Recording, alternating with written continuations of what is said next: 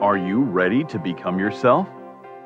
For years, dozens of people from all walks of life have turned to this one man, Leslie Tanner, desperate for the tools to reshape their life in our raised, godless world.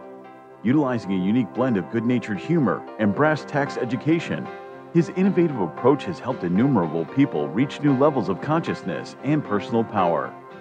Leslie Tanner, a controversial but selfless and massively influential figure, defies categorization. Since he and his life-changing program rose to fame, the expert class has desperately attacked him as a clown, snake oil salesman, or predator, attempting to silence him precisely because he is so effective at helping others become happier and more powerful in their own lives. From the most challenged, the mentally ill, handicapped, women, and mentally retarded, to the most successful athletes, entertainers, business owners, medical doctors. Regardless of your station, Leslie Tanner has committed his life to giving you the tools you need to transform your life. So, are you tired of being in near constant emotional and physical pain? If you could snap your fingers and have $1 million, would you do it? Is there a you buried deep inside whose power and will yearn to be expressed? It's a whole life-changing program. If they get half of what I got out of this program, they're going to have a much happier life. It was fun. I really loved doing the program. I loved learning about myself. It was just amazing. So if you have an interest in transforming your life once and for all, come along. I have so much to show you. In a moment, you'll have the opportunity to call the number you'll see on the screen and speak to me, Leslie Tanner, directly. Together, we'll tackle the most critical issues related to unlocking your true individual power and reaching your fullest potential. Let today be the first day of the rest of your life. Welcome to Explorations.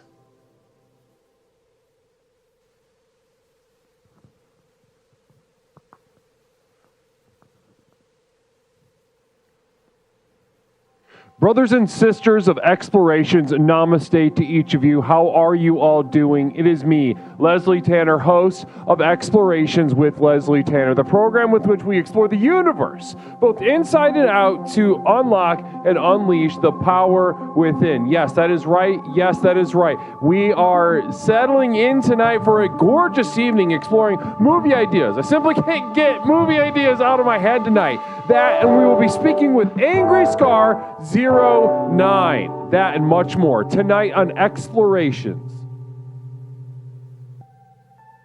Namaste. Blessings to each of you. Welcome to Explorations with Leslie Tanner. My name is Leslie Tanner, host of Explorations with Leslie Tanner, the program with which we explore the universe both inside and out. I'm speaking about the external and the internal all at the same time. And as we explore this, we are unlocking the power that courses through our veins as we speak to one another right now. Yes, that is true. In one moment, I don't know why I am not on the screen. We will be fixing this momentarily. Momentarily, I will be on the screen, a full vision of Leslie Tanner, me, the host of Explorations with Leslie Tanner. Yeah, I know, I'm trying to fix it right now. Thank you. I was just explaining that. If you were listening to the stream as well, you would understand what I was saying, in that it is time. Wonderful, wonderful. OM Godspeed Guru, are you wearing all green by any chance? Like a morph suit. That is so funny. That's hilarious, and I love it, and I appreciate you sharing that with me. Blessings to you. Oh my God, it is time for you know what. Guys, let's stop messing around. Let's stop messing around, guys. You know what time it is. Enough of this. Enough of the holy baloo. Let's get rocking. Let's get rolling with the good old American art form as created and invented by Joseph Smith of the Mormon faith and gifted to us via everyone else. Namaste. Let's play some jazz, guys.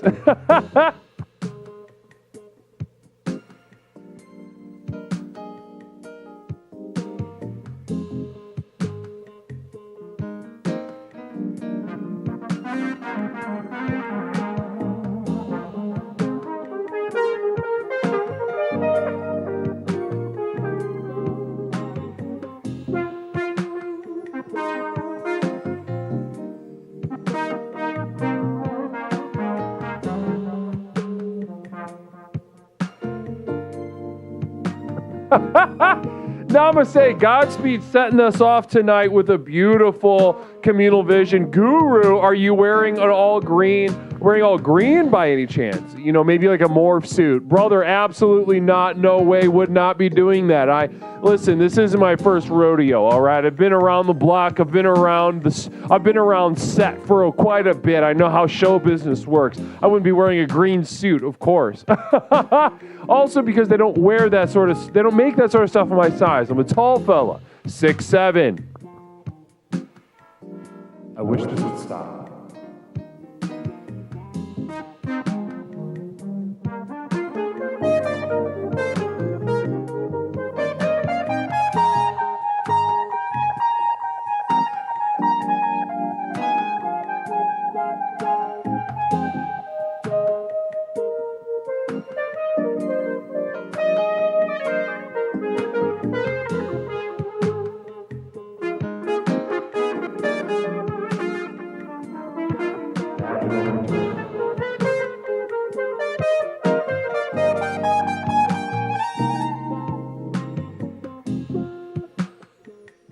Namaste, everybody. We're getting settled in. We are getting settled in. M. Robert Kopp.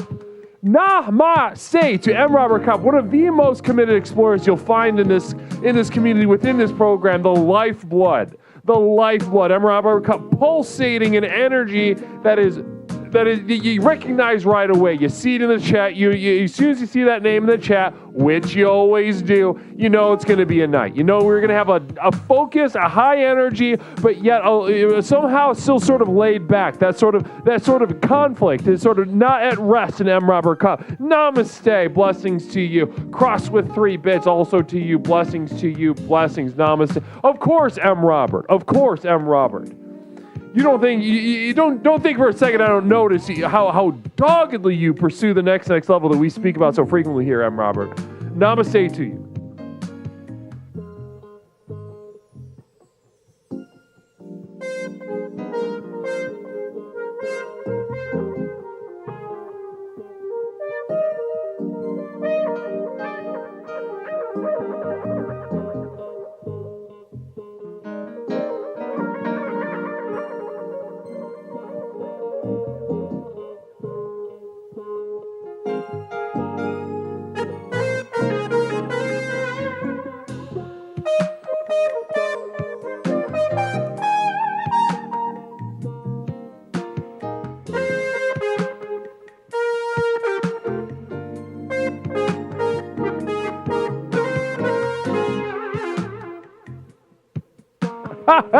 Ooh, girl, yes. Godspeed saying, I titled this one, Sex Feels Good. And that's true. Sex feels very good for the most part. There are several instances in which it would not, namaste, but this is not those times. This is the time where it feels good. Ellie Vanelli 3 gave out 1 community sub, extremely generous, reaching into her pocket. She's already put her life vest on, put the air mask on her, the plane's going down. She is helping this person next to her.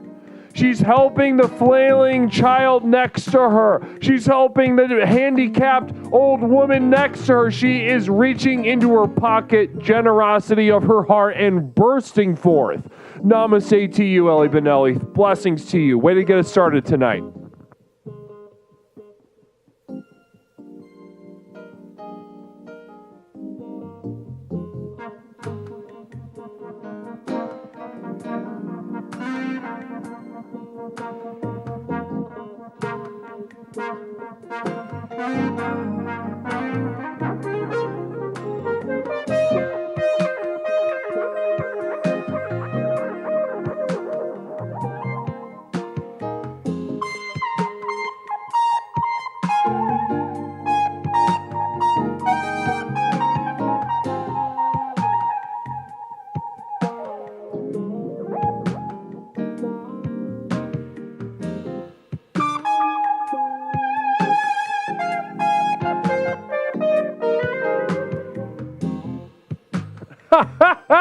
Blessings to you, and we have reached the second level of a Jazz Express. Namaste, guys. Namaste. Feel that sweetness, feel that goodness, feel that sap dripping down the side of the tree. feel that sap dripping down the side of the tree. The sap doesn't taste good. It's not meant to taste good. As jazz is not meant to feel good or be fun or inspiring, let alone the jazz fans. You find yourself at a jazz show? Let me see some ones in the chat if you found yourself at a jazz concert, a jazz event, a jazz function. Larry Picklejar, single bit, thank you so much. VJ PCAT, single bit. Oh my God, I'm seeing the big names coming out of the woodwork tonight. The big names, the familiar names, those names that let you know it's on tonight. VJ PCAT and Larry Picklejar.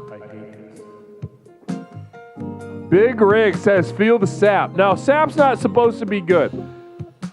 And Pants O'Clock has been to so many jazz events. Blessings to you. Now, one thing you're going to notice at a jazz event is like, damn, am I really like these people? Am I really? I see this sort of not autistic, not quite autistic, but getting there, sort of spiritually autistic energy, sort of like just hemorrhaging, spiritually hemorrhaging kind of a vibe, and it doesn't feel good, and that's important to keep in mind. And as you get into the song after song that, each one's going to last about 18 to 47 minutes, important to keep in mind, it is not supposed to feel good. If you're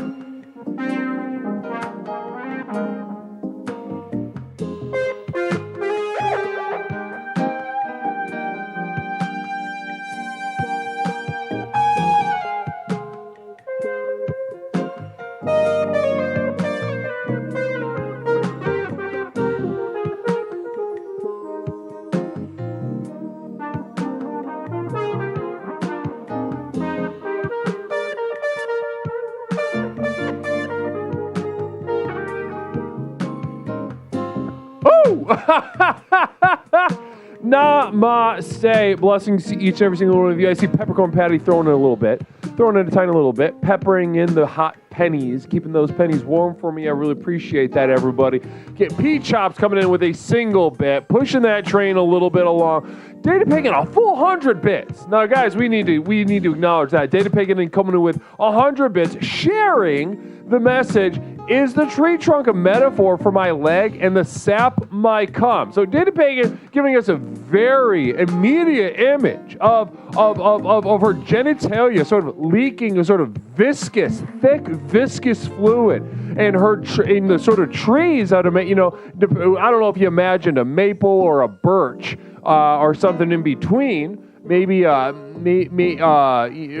in between, but those would be her legs in that. in that. Blessings to you, everybody, for keeping that energy alive. Very fun, very exciting, very fun and exciting. What a wonderful way to start off tonight, huh, guys? Wow, already we are absolutely looking. We're doing extremely high numbers right now. The energy is off the charts in the chat. I can feel it from you guys. Namaste to you. Data Pagan and namaste to you. Maple flavored sap dripping down your husky legs, or I meant like the husk of birch, but maybe big. I don't know what your legs look like. And namaste. And I think there's a lot of beauty in imagining the universe as it unfolds through any sort of vision like that. Namaste to you. Data Pagan both. Toot toot. Thanks so much. And I feel empowered to change my life tonight, says Duncan Did It. I'm getting some ice cream. So Duncan Did It, settling in for the long haul tonight. Duncan Did It, if you know Duncan Did It, you know he's here for the real deal, holy field of the experience of Explorations with Leslie Tanner. My name is Leslie Tanner, host of Explorations with Leslie Tanner, the program with which we explore the universe both inside and out. I'm talking the external and the internal, the subjective and the objective. We will be interrogating the border between these two seemingly disparate worlds to sort of harness, taking that gray area, taking those question marks. That's right. Questions, no answers, only questions. We will dig into that, and what we will be doing in doing so is sort of tapping into the sort of universal source power that comes along with only questions, no answers, only questions, only question marks, only irresolvable situations as such as we meet the universe on its own terms. Namaste. I'm seeing San Diego NM, the annual Art and Wine Festival, accidentally features Jazzing Duelists as the primary musical entertainment for the second day of the event, leaving 2 dead, 6 wounded, and many questions in the aftermath of what is later called a bad time. Quote, a bad time. Well, sounds like a good time to me. Tomato, tomato. And that's the thing about jazz in general, is you have to be willing to give yourself to the risk that's involved. You hear the word risk thrown a lot around by jazz musicians because they love sort of flattering themselves with that idea. I'm up here taking a risk. Oh, are you? Oh, are you? You got a little flugelhorn and you're taking a risk at the side next to the snack bar at a wedding?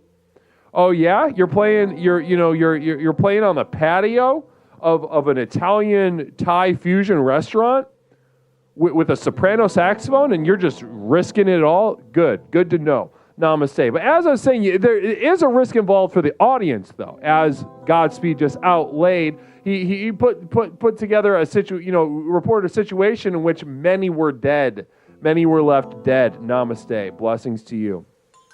Blessings to you.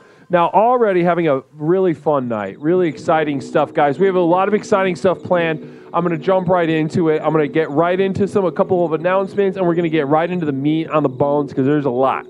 There's a lot of meat to clean off these bones. The thighs are thick tonight. Now, first of all, guys, to let you know what we're talking about. I don't even know I want to make a double check. Sometimes OBS is here to. Where are we at? Wonderful. There we go. OBS tried to fuck me in the ass. OBS, the open broadcasting, whatever it's called. I don't care. Don't tell me. Is trying to destroy the program again. I think there's a mole inside of the whoever's coding that kind of just likes to mess with us over here. But either way, disaster averted, all good. Tonight, what we are talking about is movie ideas. Now, the other night, I simply brought up the idea of a Matrix 5, 6, 7, 8, 9.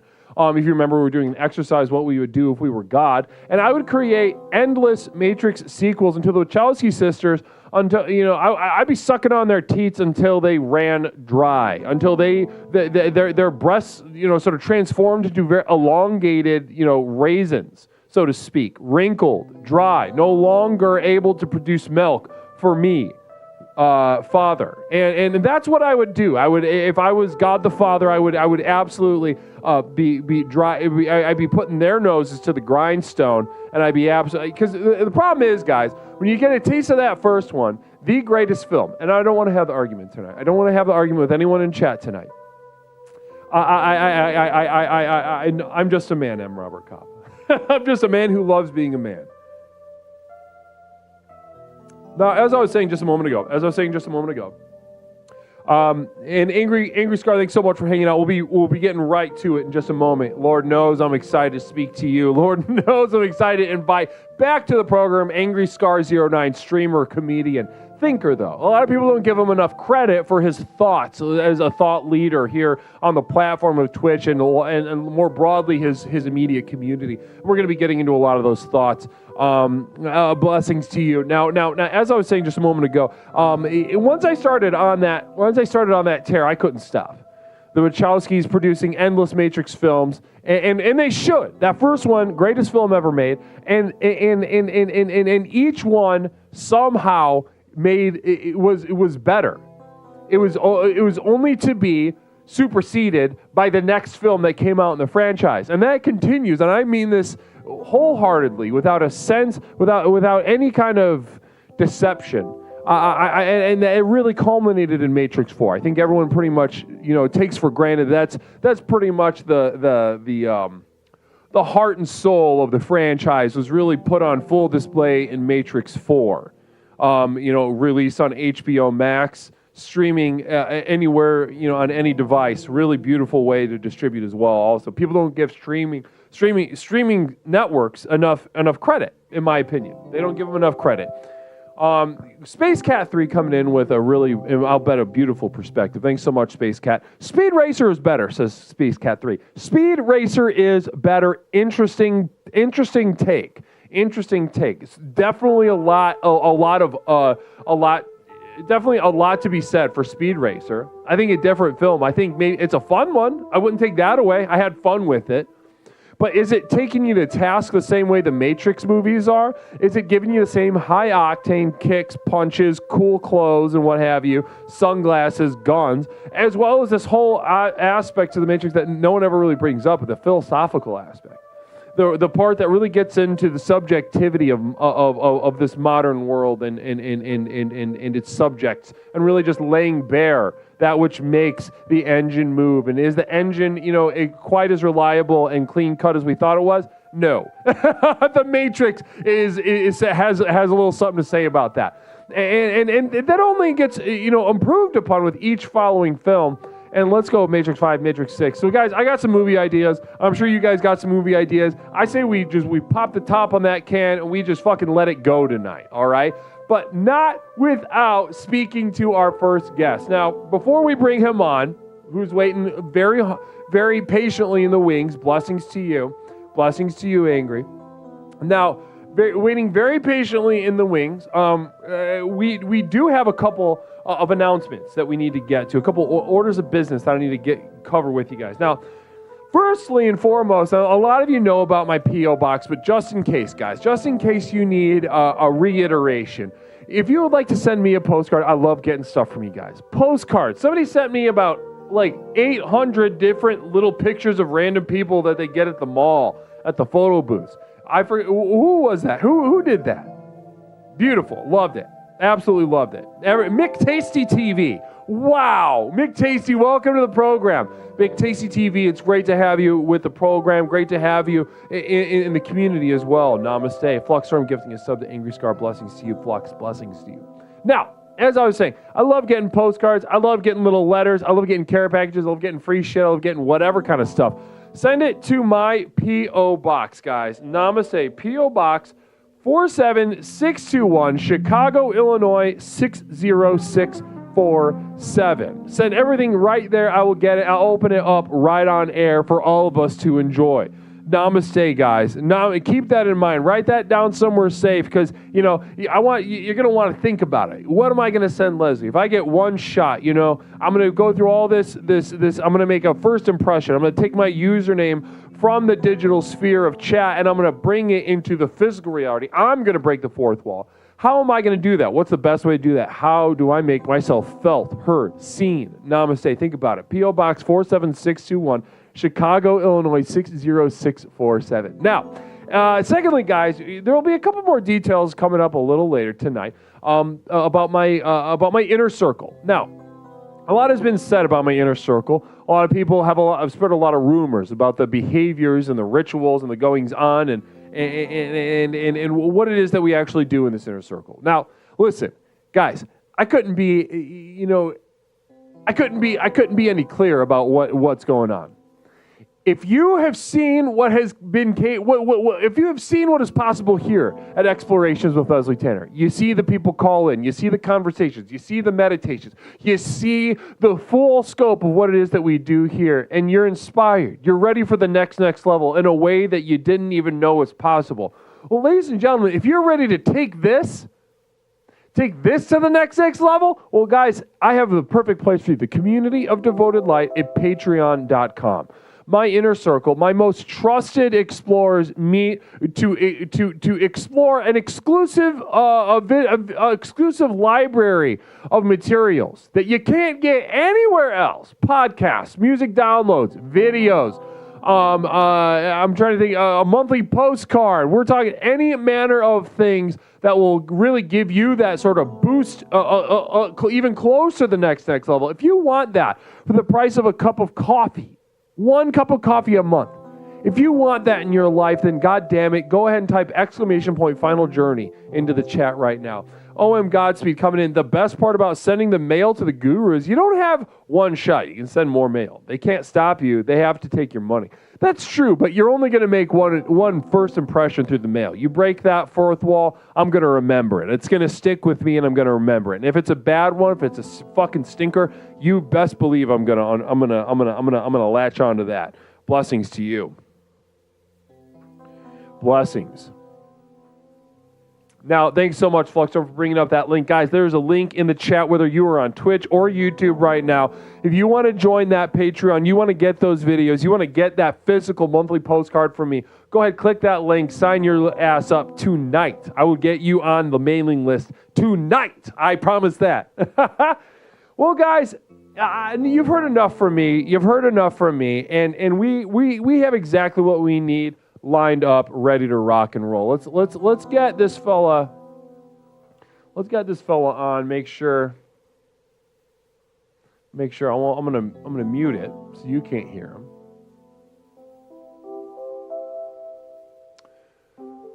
Caller, welcome to Explorations. You give me okay. So we're going to be introducing you in just a moment. Good to see you. So this is okay. I was told Angry Scar was going to be here. I'm not seeing. Not yet. Not live yet. Quick. Mother Nibblebomb with a communal vision. I am very sick. I think I may die. Any suggestions? Mother Nibblebottom.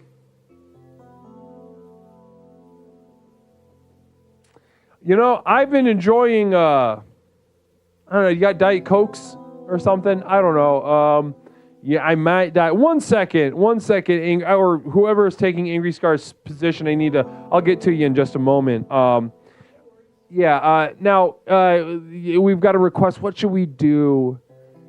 What should you do if you're going to die? Eating cookies. Well, that's not nothing. That's not nothing. But the fun thing about it is that that you probably could have eaten and maybe would have eaten cookies anyway, whether you were going to die or not. And that's the funny thing, is that you were going to die even before you realized it in a situation like that. Well, Mother, I'd love to get more into that with you in a little bit. But right now, what we're going to do is we are going to. So Angry Scar was slotted to come speak to us, and certainly am excited to speak to whoever is taking Angry Scar 09's position tonight. So listen, guys, join me in welcoming our guest tonight for Conversations with Leslie Tanner. One moment.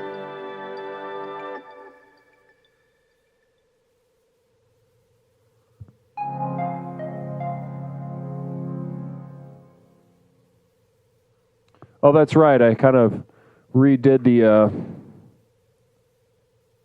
Namaste. Beautiful. Absolutely gorgeous way to put that on screen. Very happy to be with you. Give me one moment. I'm going to fix you up real quick. Please fix me up. So, listen, I was looking forward to speaking to Angry Scar 09. Angry Scar 09. Yes. And what I'm looking at right now, though, is not that. Now, could you help me understand a little bit about who am I speaking to right now? It's you may be one of the few people that don't know me, but I am Stephen Andrews, host of QBC on the Angry Scar 09 channel, as he cannot sustain streaming more than one day a week. So me and various other people have to take those roles, and that's what we do. Okay, interesting. So what I'm hearing from you, is a situation of you're not Angry Scar 09, but you were a guest host. Am I hearing you correct? We have various different shows on the channel. I'm the host of QBC, which is constantly pushed out of the limelight because they don't want me to make money, apparently. They don't want me to be successful. But wow, we're here. Interesting. Okay, interesting stuff. Can I just say one thing real quick? Please. You mentioned Matrix earlier. Absolutely, I did. I was on a plane. There was various movies, all shit. I decided I'm going to watch Matrix front to back 4 times in a row. Every time I picked up a new piece that just further locked me into the Matrix universe. I mean, I really did. Wow, interesting. Now, listen, I can't wait to listen. You're speaking my language already. I feel like we're already getting along. Again, I was excited to. Now we got you. We got you locked in. Blessings to you. Now, guys, everybody, welcome Steven to the program. Steven, a sort of guest host on Angry Scar 09's channel. Steven as hosting the QBC, as he put it. QBC. Now, that sounds like a lot of fun. Steve, let's just start right at the top. I'm not exactly sure what QBC is. I've heard of QVC, and I love QVC, allowing me to sort of get really a nicer product than what I'm normally able to get. I'm able to make installment payments. It's honestly a wonderful service. But talk to me about QBC, Stephen. So QVC, it's QVC, but we don't talk about QVC. We have a lawsuit. I can't say their name, and I'd prefer if we just never say that name again because they are deadbeats and wannabes because we've been around earlier. Just because we weren't on TV doesn't mean we haven't been around first. But Quick Buyer's channel, QBC, we sell various paintings, rare artifacts, and trinkets. Or the last broadcast, we were selling cock paintings. We were.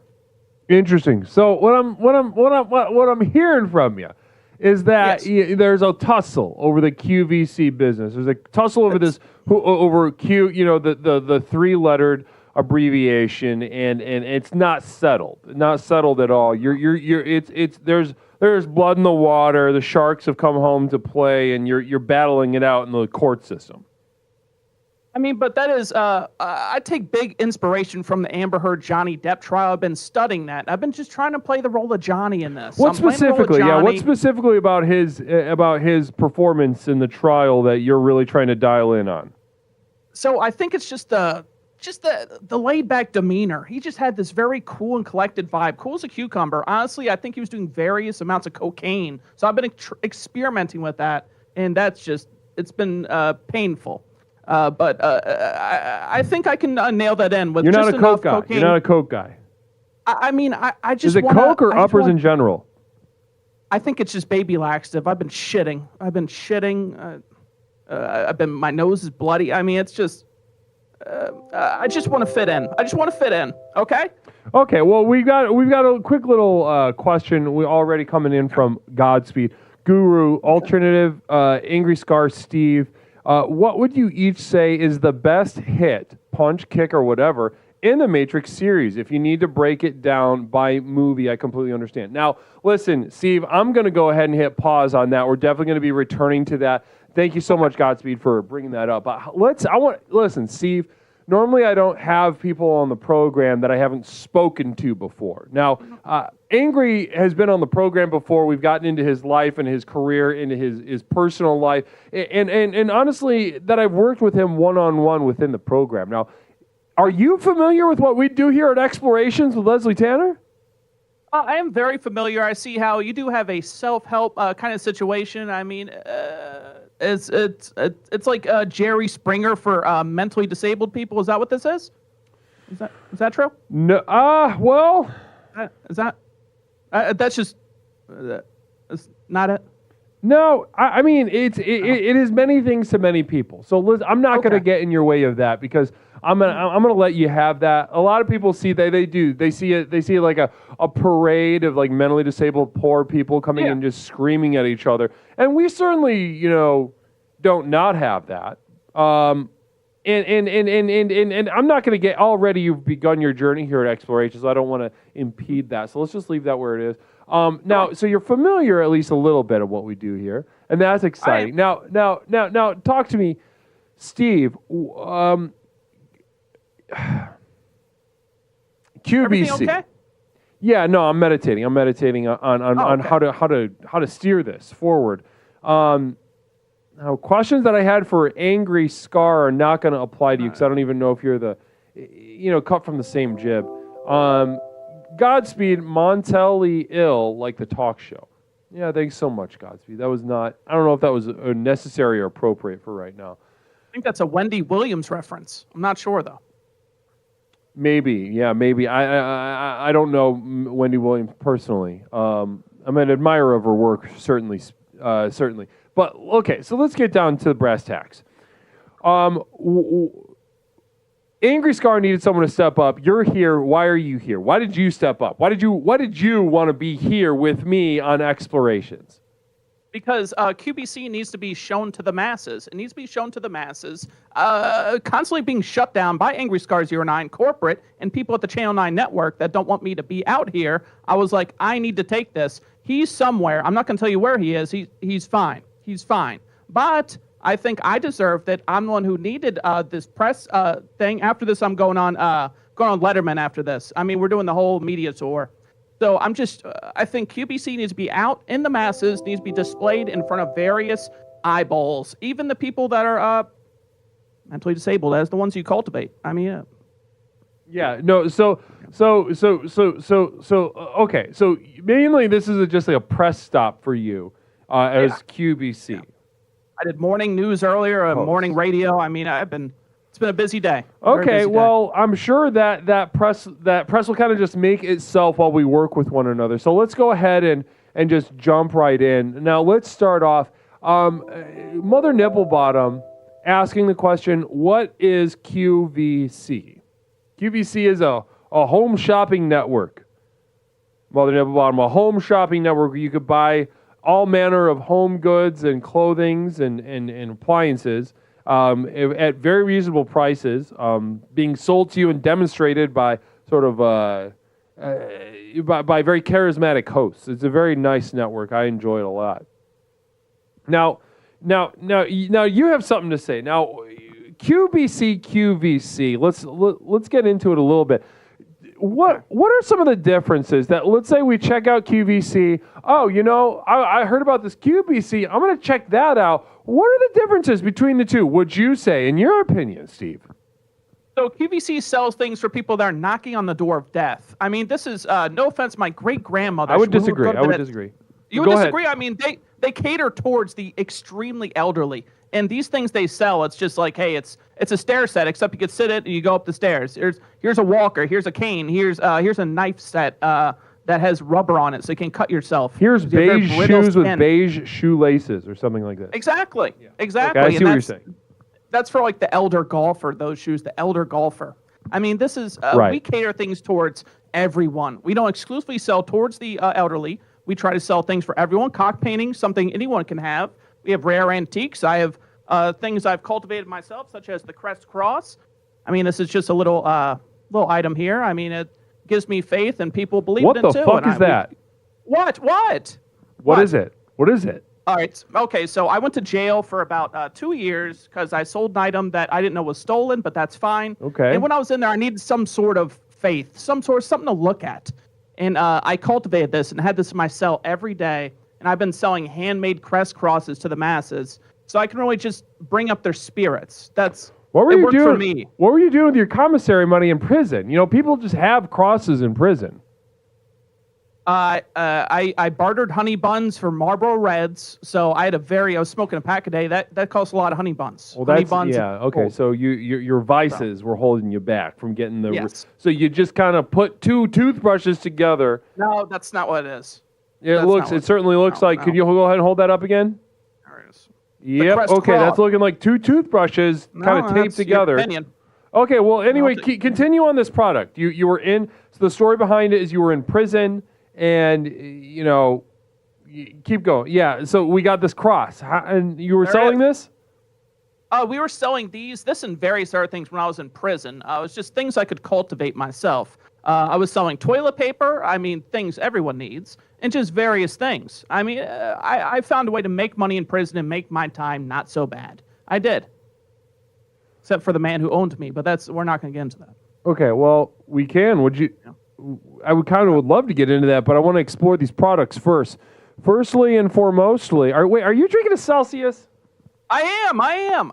Yes, Celsius so am I. Celsius Brothers. Oh, that's what I'm talking about. Kiwi guava, my favorite.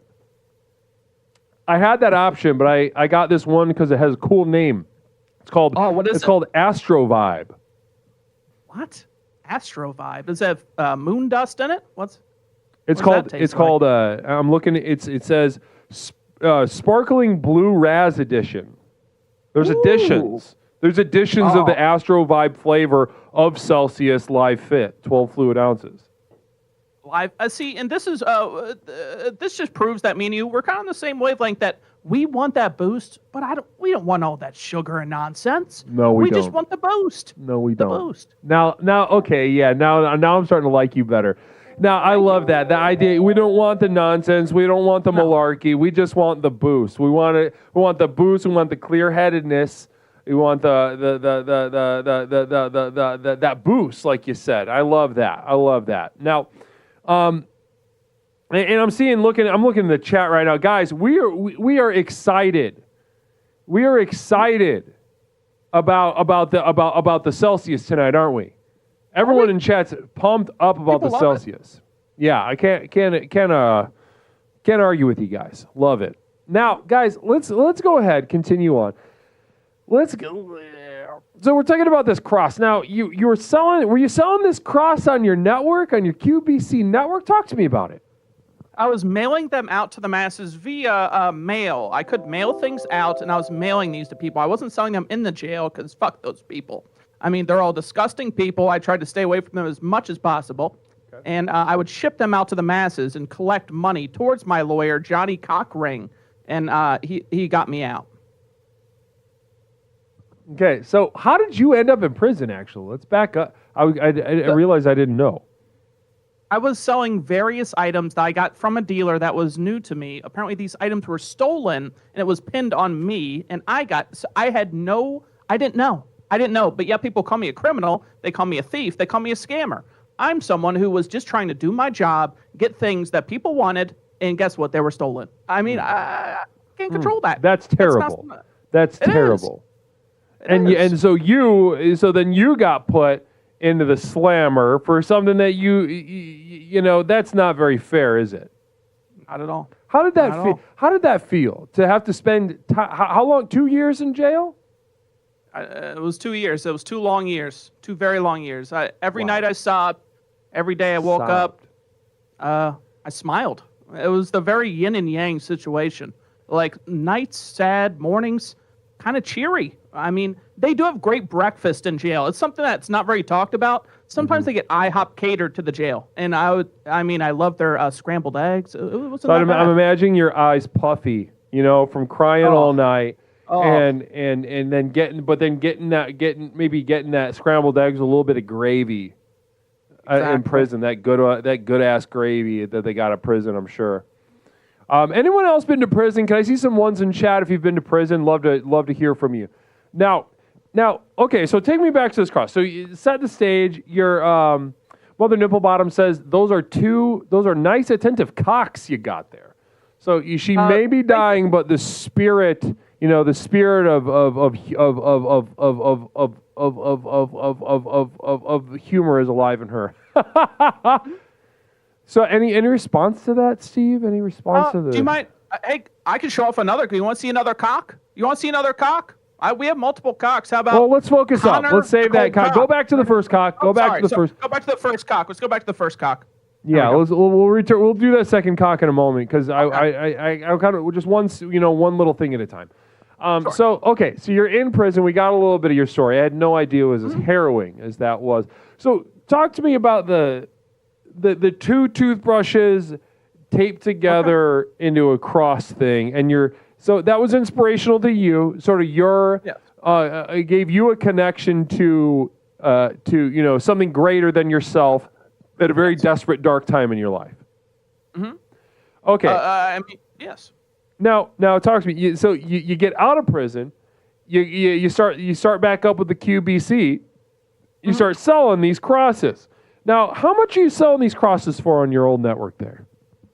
I believe they were selling for $99.99, not including shipping. These are handcrafted things made by the host of the show. This is a rare item that is made by hand. I mean, I was selling them cheap. I could have sold them for hundreds, but I sold them for just $99.99. 3 easy payments. But I mean, I was just doing a service. I was. 3 easy payments of $99.99 or $33.33? 3 easy payments of $99.99, which it's not that bad. But I mean, get a job or something. I mean, it's really not that much. It isn't.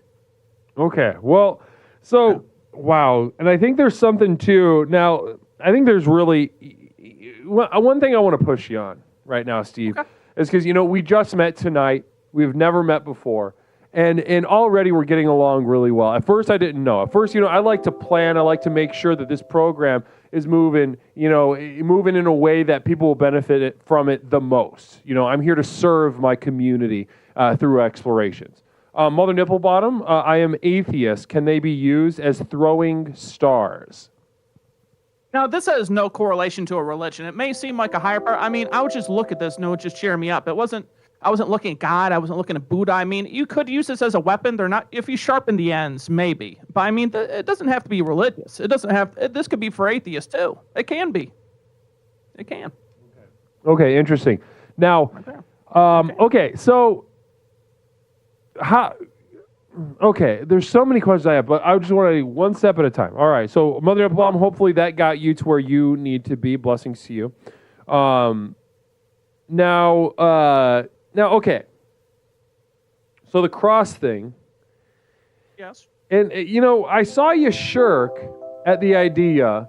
Fluxorm Zero says, question for caller, have you ever sold books on cat training?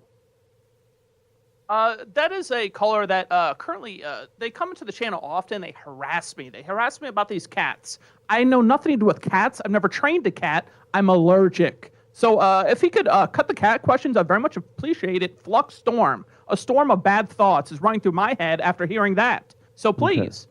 Okay. All right, thank you.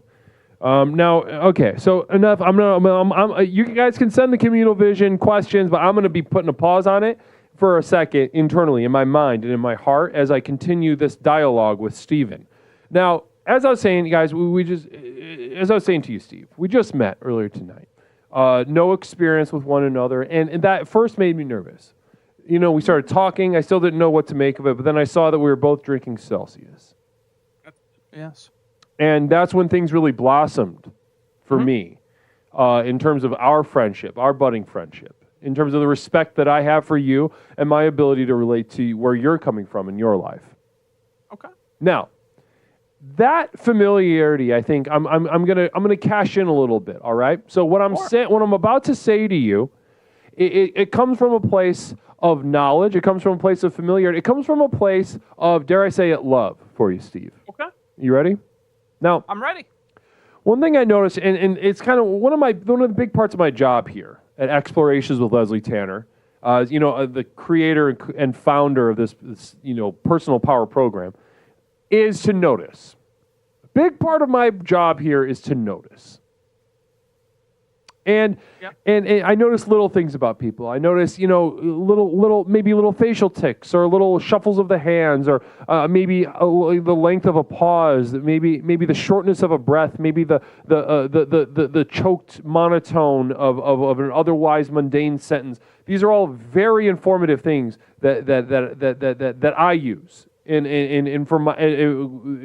far as how I care for people that I love, like I am beginning to love you, Steve. Now, where's this getting to? Where's this going? Where's this going? It's going to go somewhere in just a moment. Okay. Please don't interrupt me. Now, as I was saying, see, I lost my goddamn train of thought. Give me one. I have to. This is the only thing that's going to do this. That's going to bring it back is if we just pause for a moment. All right. Sure. Whatever you need.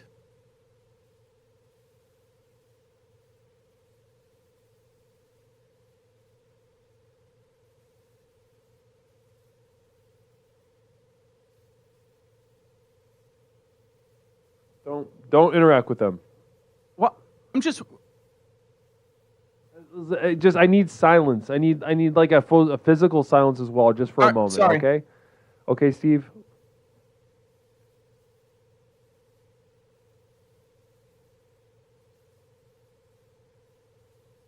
Okay, I got it back. Now, Steve, I love you. All right, I'm not afraid to say that right off the bat, and I'm just as surprised by it as I'd imagine you are right now. Now, Along with that, though, I feel, obligated to share with you that I noticed something about you in the very brief, time in which we've related tonight. I noticed that when I brought up the construction of your cross, that you're selling for 3 payments of $99.99 on QBC.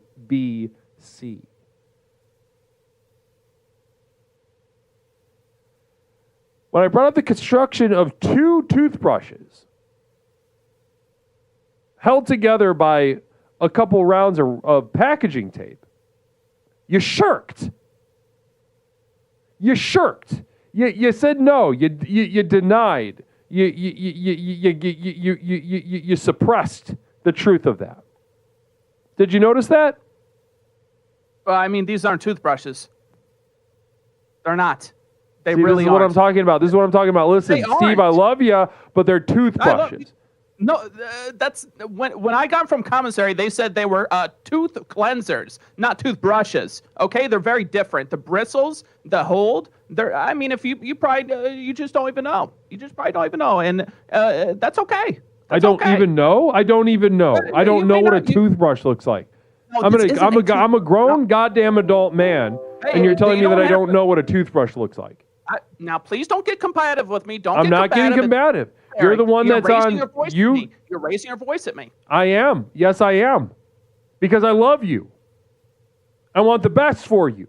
I want you to see yourself clearly as I see you. Mother Nipple Bottom, I'll be getting to that question in just a moment. Now, to finish my thought, Steve, to finish my thought with you, is that this story, rag to riches. People want a piece of your story. The success of your products on QBC relies on, rags to riches. That is from, the gutter to the mansion, from the pile of shit, from rock bottom to fetid human shit to a gold sparkling boy on the screen.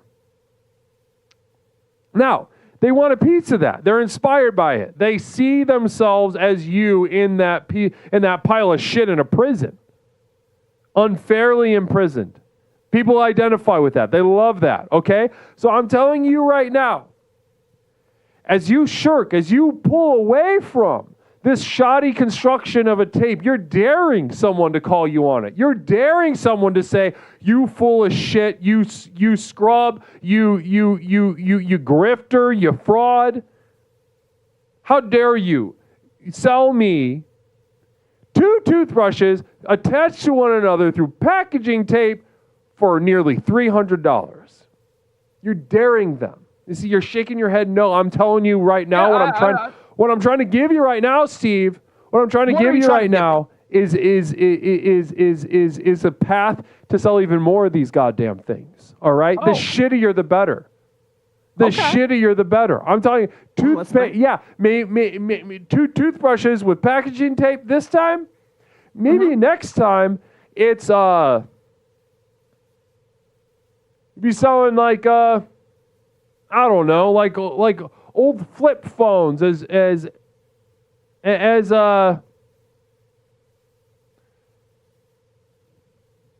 who gives a fuck? Make something up. And the worse the better. You could sell little used towels as a sport coat or something like this.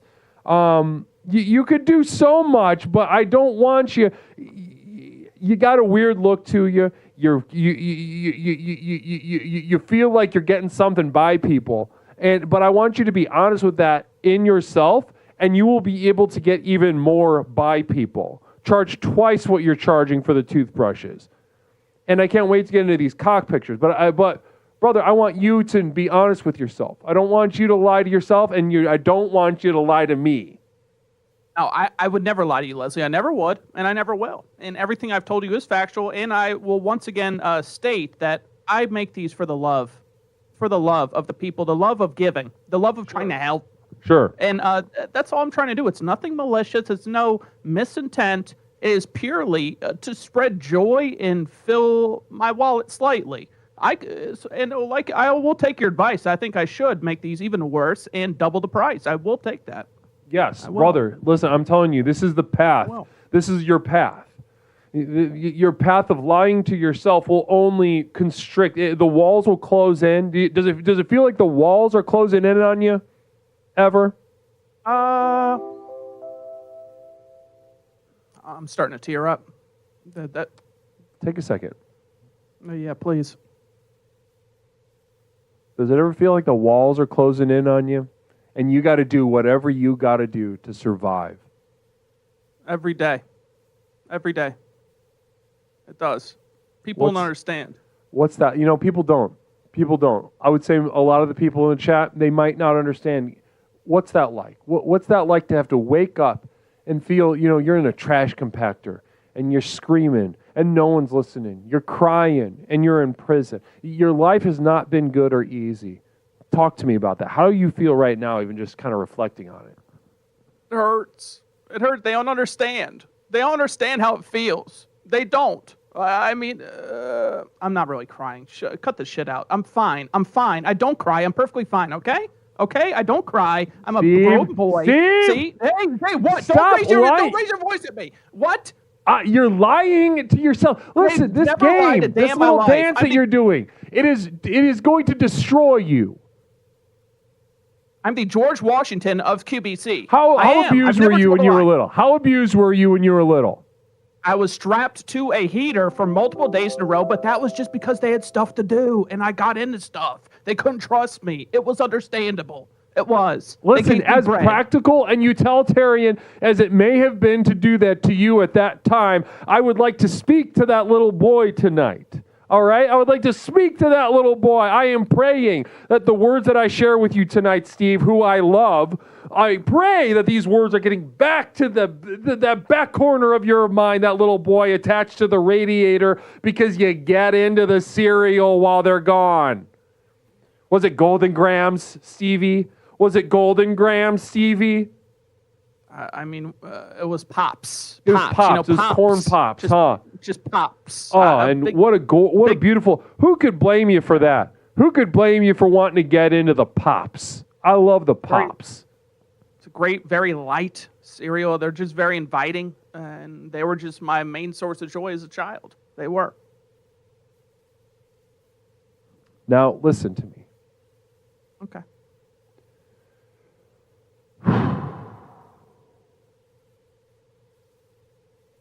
I don't think, and I don't say this to everyone, Steve. Okay. And I mean this sincerely, genuinely. As both a licensed clinical therapist, founder and creator of the most effective personal power program in the country, but also someone who loves you now. Okay. You are not ready for how powerful you truly are. What do you mean by that?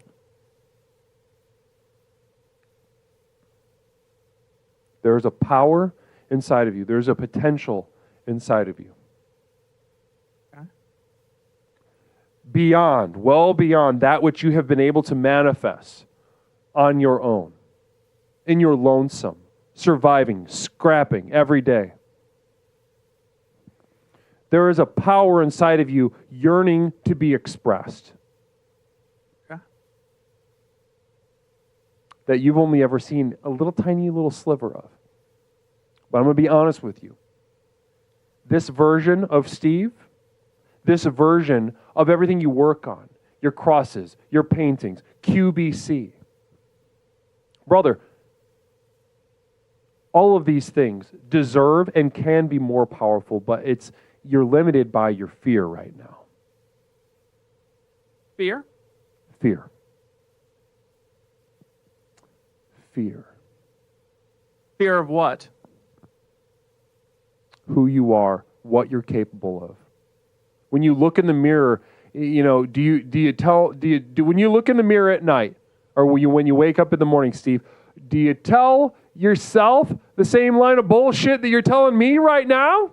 No, I don't say lines of bullshit because everything I say I believe in strongly, and that's what makes me as strong as I am. You may say I have fear, but I feel like I'm a very strong individual. I do feel like I can be more powerful, but that is something I have to work on. There's something I have to work on that something you I have will. To work on. So now, yeah. I feel like that's the best way I can answer that. What does that mean? Something I have to work on. Continue. I would love to hear you say a little bit about that. All right. So ways I talked to this one lady. I talked to this lady. She's in Lower Mexico. She's a shaman. Lower She's a Mexico. Shaman. Yes. Familiar. Lower. I love it. Beautiful place. Yes. And she has these frogs. She scares the hell out of them, and they shit out like this foam, and then she puts it all over me, and then I sit there, I vomit, I shit, I cry, and I think, and I feel like I need more of that. That is where I've made my biggest breaks, and I really think I am on the cusp of breaking through to something amazing. If I just have a few more licks of that frog in Lower Mexico, from Annie the Shaman. Look her up on Instagram, Annie the Shaman. She's Annie, not any underscores or hyphens? I think she's exclusively on a Facebook. I mean, she's an very elderly person. Okay. She's an old. Okay, well, listen. She sounds like a very powerful woman, but listen to me right now. Okay. No amount of psychedelic drugs, no amount of ancient nonsense. You know, we were talking a little bit ago about Celsius doing away with the nonsense. We want the boost. We want the clarity, right? We don't want all that sugar. We don't want all that other stuff. I'm telling you right now, what I'm giving you right now, Steve, through explorations, and we're going to move on and explore the paintings in just a moment. What I'm attempting to give you, as I have given every single person in the chat right now, watching this interview, what I have given them is the Celsius of being. Wow. I've given them the most simple and profound tools by which to unlock and unleash their true potential. Through nothing but 4 easy, basic tenets. Steve, I can do this for you. All right. Go for it. I'm not against it. I'm planting a seed. Now listen, I know, I can feel you. You're bristling. Okay. You're thinking about Annie. Yeah, are you sexually attracted to Annie? She gets you aroused? She's kind of hot. I mean, hopefully she gets your engine going, right? She dressed all scantily in Lower Mexico. I mean, since she's a shaman, she wears various cloths that don't cover very much. Right. So you've seen her nipples before, and you enjoy them. I mean, they're so big. I mean, I love that. I mean, I could jump right. There are like 2 pools. I could jump right inside. I really could. Now, while Annie may have these nipples and may have these psychedelic drugs, let it be known that there is nothing, Steve, that I wouldn't do for you. I appreciate that. If you commit yourself to explorations, I'm planting a seed because I can feel your defenses, I can feel your bristles, I can feel your porcupine needles saying, no, I've got it figured out. I know who Steve is. I know how good QBC is. I'm better alone. I'm better without explorations. So what I'm doing right now is planting a seed, both with you and little Stevie tied to the radiator in the back. All right.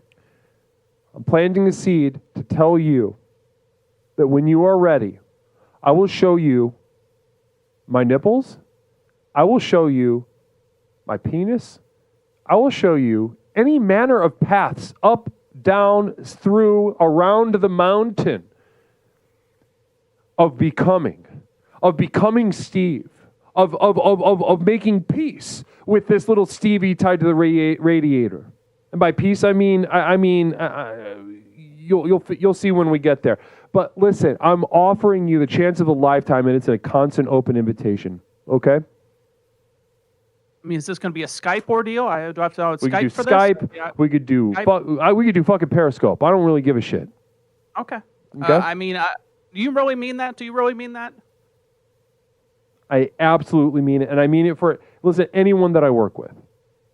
Anyone that I work with through the program. Okay? I mean, no one's really offered me that kind of access before, person to person, and honestly, that does mean a lot. It really does. And I am going to capitalize on that offer. I am. Okay. Namaste. So listen, before we get to the questions that have kind of piled up, I do kind of want to get into, so I love the products. I love the thing that you're doing. I love you deny that it's a toothbrush thing. I think that it's good that it's a toothbrush. You're daring people to call you out. There's something in the brazenness of how fucking bad the things are that you sell that makes it really work and makes it really pop. Yeah, you're really calling a spade a spade. These little pigs are going to come eating out of the trough that you put out. Now, true. Let's go ahead to the next item of the trough. We covered the toothbrush. We understand the story. Let's get into some of these cock pictures. So tell me, how did you paint these? Is this another artist? How did you meet this artist? If so, take us inside the process. So I'm a very traveled man. I like going from country to country. I go to art fairs left and right, and I try to find these small artists, and I will purchase these paintings, and I try to buy in collections. And this was the cock painting collection. I felt like it was a great comeback to QBC because everyone loves a good cock, especially dueling cocks and just ones with a story. And that's just what they love. It is. And it's what I love too, is making people happy and giving them what they want. And sometimes that's a cock. That's true. That's 100% true. People, it makes them uncomfortable with how much they are attracted to cocks in general. It shouldn't. It shouldn't. I mean, they should invite the cock in and just let it inside. But sometimes they're, like you said, they have trepidations, if that's the correct word. Whether it's a sexual attraction or just an inspiration, aspirational penis or cock or whatever you want, the mark that the cock has left on the unconscious and conscious minds of humanity cannot be overstated. So what we're looking at is getting into that sort of thing, and I'd love. So take us into this first painting. What are we looking at? Oh, this is one that we were giving away. This one really symbolizes friendship. This is something you would hang in your little den that you hung out with your buddies, little buddy den. I could see that. It's just called clucking around. Clucking around. Now that's just anyone could look at that painting and be like, hey, that's me and my brother Robert. Hey, that's me and my buddy Bobby. And it just really like sums up friendship and together. Ooh, okay, and this is from a small artist. Where does this artist live and work? Now, he is in El Paso. His name's Raul. He's a very, very talented boy. We very love talented Raul. boy. 14 years of age. 14. Wow. Yes. Lots of talent. Yes. Kind of an ancient talent in Raul's fingers. Namaste. I call him the second coming of Picasso. That's why I call him the second coming, the rebirth of Picasso. Is that what you told his parents? That's why I told directly to him, and then he said, "Get the fuck away from me, you old freak." And then I bought his painting, and then he was more happy. Then he changed his tune, I'll bet. Yeah. So this is the sort of piece that you see in like a den, a sort of man cave, a sort of a fella and his friend that just kind of sit and have in the background, or maybe even just stare directly out while they're hanging out, speaking to one another about any manner of things. Exactly. Okay, beautiful. I love that. So and the name of this piece? Clucking around. Clucking around. I love that because it sounds like a swear word. Fucking around. I know. But it's like safe. A little. It's safe for work, so to speak. Yeah. I love that. I love art. Well, let's go ahead. Now we got a little glimpse at the second cock picture. Let's go ahead and take a gander at it if we could. Right. Let's see that next cock. Now this one is for the people on the East Coast. This is Connor the Cold Cock, where he's just a little. It just really sums up how winter feels on the East Coast for some people right at this time. So, I mean, a lot of people can bond with this. Connor the Cold Cock. He wants to stay warm, but also he's kind of whimsical. He's kind of funny. He has that little tilt to his head. He's like, who, me? Who, me? And that's, right. There's a lot of perks to this. A lot of things people love about Connor the Cold Cock. Interesting. So I wanted to zoom up real quick on that because I want to make sure everyone, hold on. I love tech. I love technology. One moment. There's everything. One moment. I got to scoot you over. There we go. Beautiful. Okay. Now, here we go. Now, Connor the Cold Cock. The Cold Cock. Now, real quick, what I'm noticing about this is kind of sets it apart from that first. And this is another Raul piece. Actually, no. Every single piece, different person, different place it's from. It is. Interesting. And so who's the artist behind this one? Now, this one is from Seoul. Seoul. Do you know where Seoul is? I don't either. But Korea? Korea? Seoul? Seoul. I think that's how it's spelled, at least. At least that's how it looks on Korea. paper. And it's Korea, I believe. Korea? The top or the I bottom? mean, that's how they explained it to me when I was there. I did a whole mission trip there for explorations, and they took me into their homes and their families and kind of dressed me in their traditional garb. It was a really beautiful experience. Korea, Seoul. I mean, that is her name is Tiffany from Seoul, and she did this cultivate all of these painting, all the paint she used. She got from like just random piece of plastic on the street, melted it down, put it on a brush. She found just like a bucket, melted it down, put it on a brush. This is how she gets her colors, unlike any others. These aren't bought out the store. These are melted random. This painting has a smell. It does from all that. It has a smell. I mean, that's part of the appeal. It's almost like a scratch and sniff without the scratch. No, and I love that you get a piece of the artist's environment. Now, Korea, Exactly. I believe, is a poverty-stricken nation. Correct? That is true. And that's why I wouldn't dare to step foot there. I had one of my people go grab it. So, when I imagine the stench of this painting, I imagine, inspiring, just, really speaking to the resilience of the human spirit, adapting, pushing forward, always looking to express itself on its own terms, transcending that which birthed it. Very true. Beautiful. Very and we true. got Connor the Cold Cock. So let's take a look at the subject. I'm seeing, a cunty little rooster or something with, head to the side asking like cute. It's like cute, saying like, what? It's friendly. It's not confrontational. The side is sort of exposing that neck, shine of vulnerability in the animal kingdom. That's actually, I didn't know. It's very insightful, and that's something I'll tell people currently if I sell Princess again. That's very insightful. Yeah, I like to think of it as like a predator, right? Now, have you ever predated on anyone? I'm not currently a predator. I never was in the past, but I mean, I know many in like lions, tigers, bears. Sure. Yeah. And, exactly. Yeah. And then they're all over the place. They are. Think of the predator, right? They're sleek, right? They're sleek. They are. They're level. They're low to the ground. They're pounce. They're terse. They're ready to just launch, right? Now let's look at this guy. The vulnerability of this guy, Connor. Yeah. Head to the side, neck exposed. Mm-hmm. Now, would you ever do that? Maybe. I'm trying to think. What would cause me to do a head tilt? Maybe if I saw like a live David Blaine street magic trick, I could see myself. What a treat that would be! Yeah.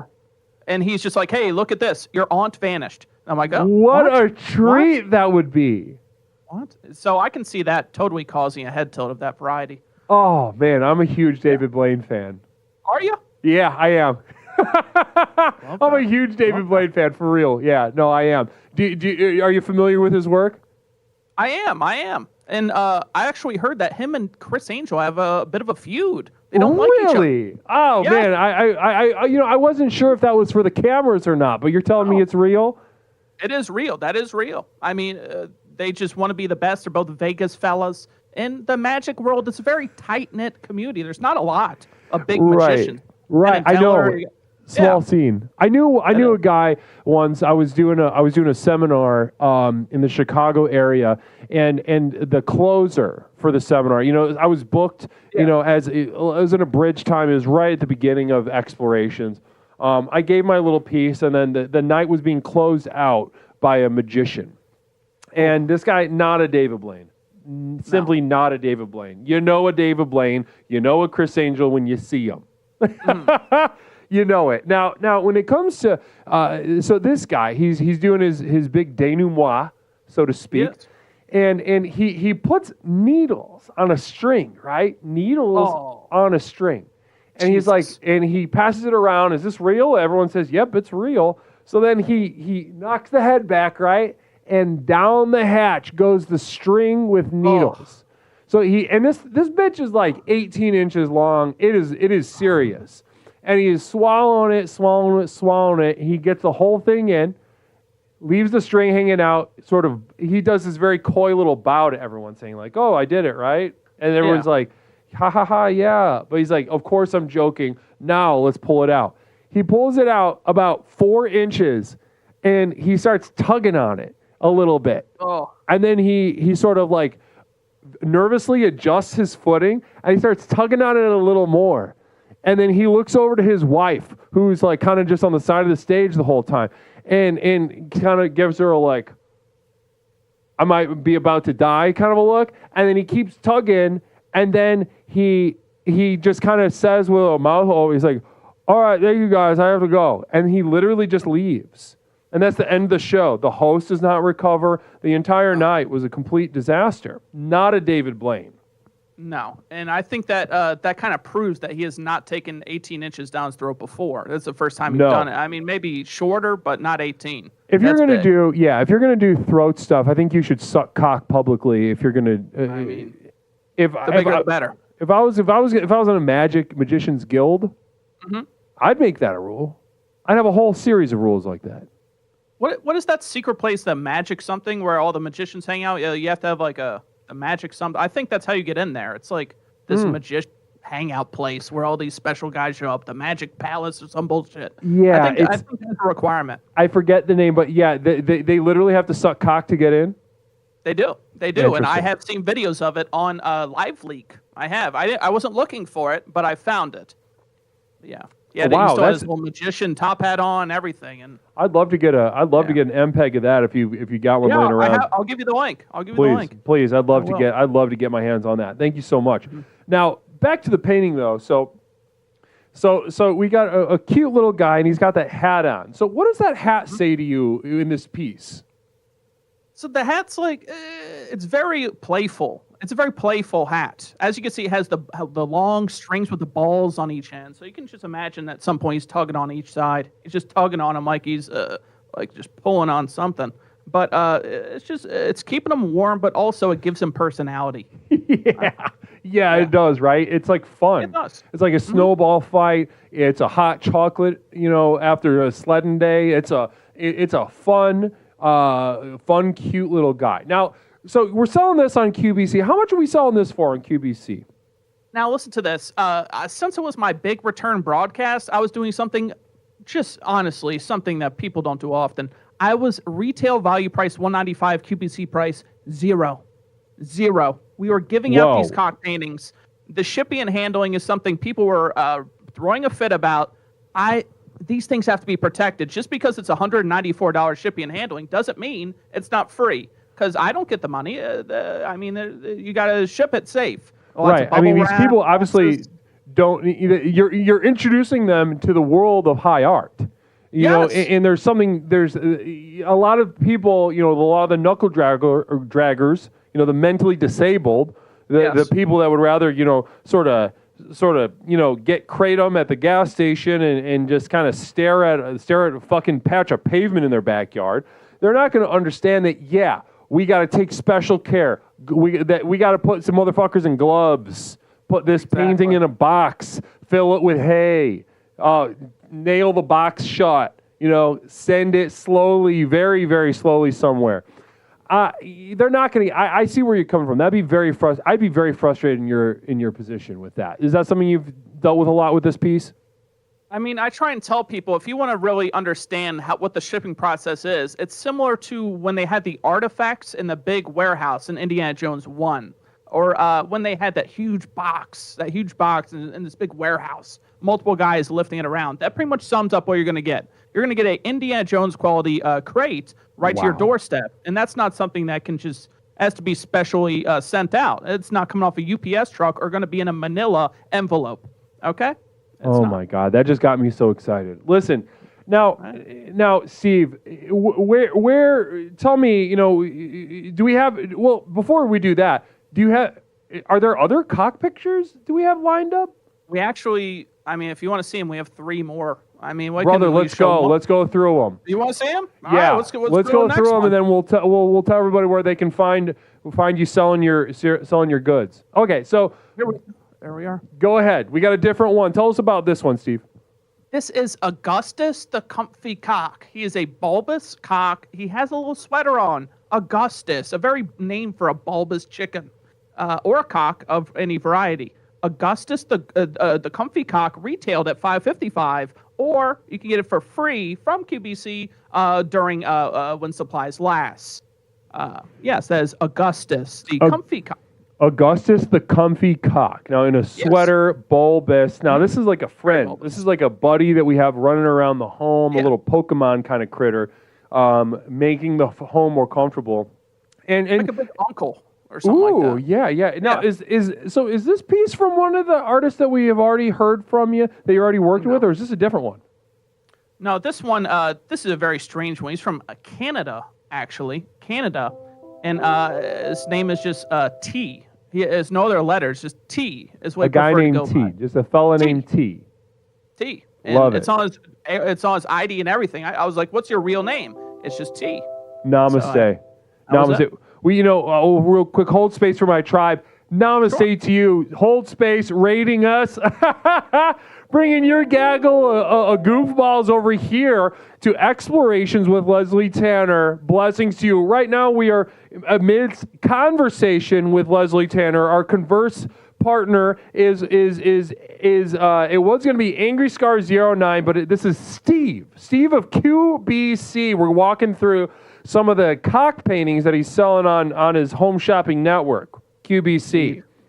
So talk to me about so T in Canada is selling these paintings, and what kind of materials does he work with? Now he just works with basic normal paint. I mean, stuff you get at the store. Paint. Nothing fancy.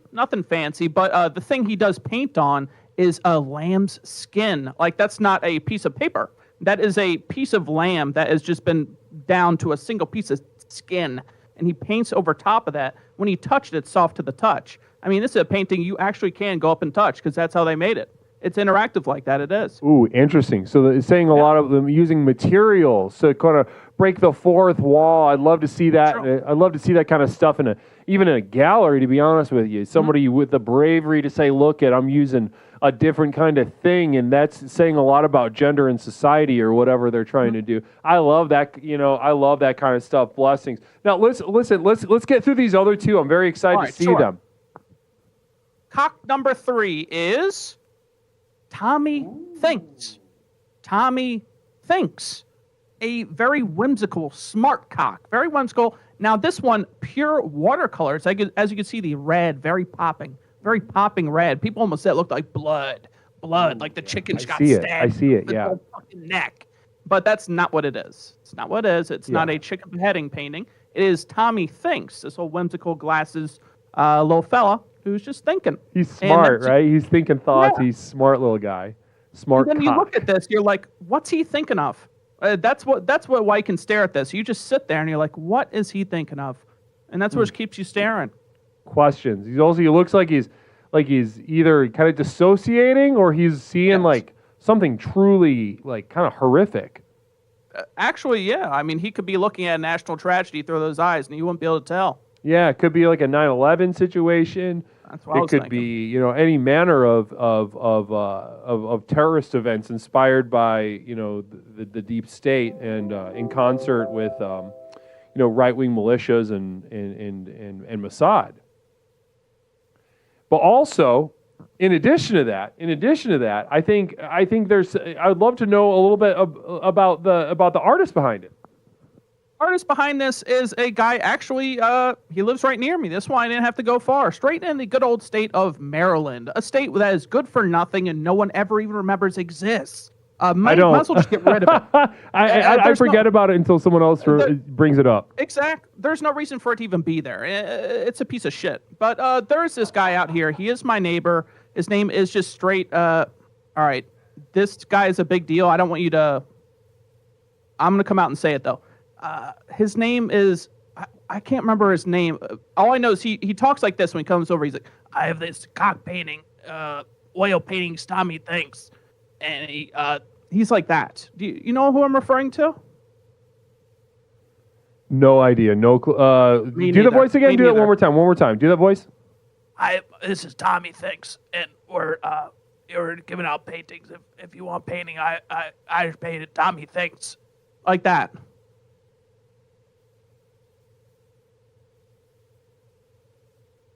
I could do it again if you like. Yeah, one more time. Okay.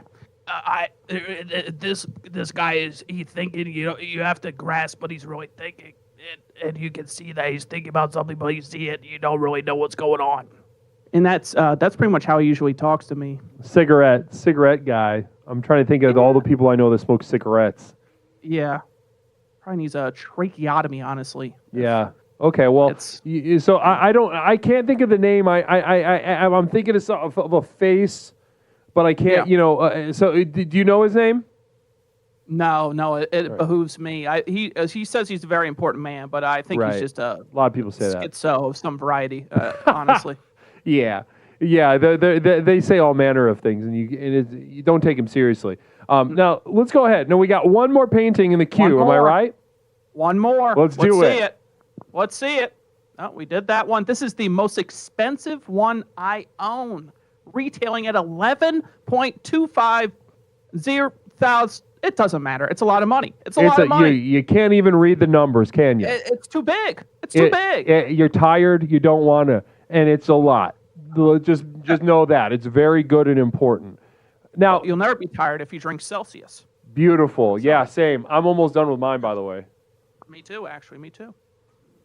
Now, last little sip. Now let's go ahead. Talk to me about this one. Let's take this home. What's the name of this piece? This one marvels the Roman. It's the marble, the chisel shit. Oh yeah, statue, and it's called the Thinker. The Thinker. But this little cock here, he is just unloading.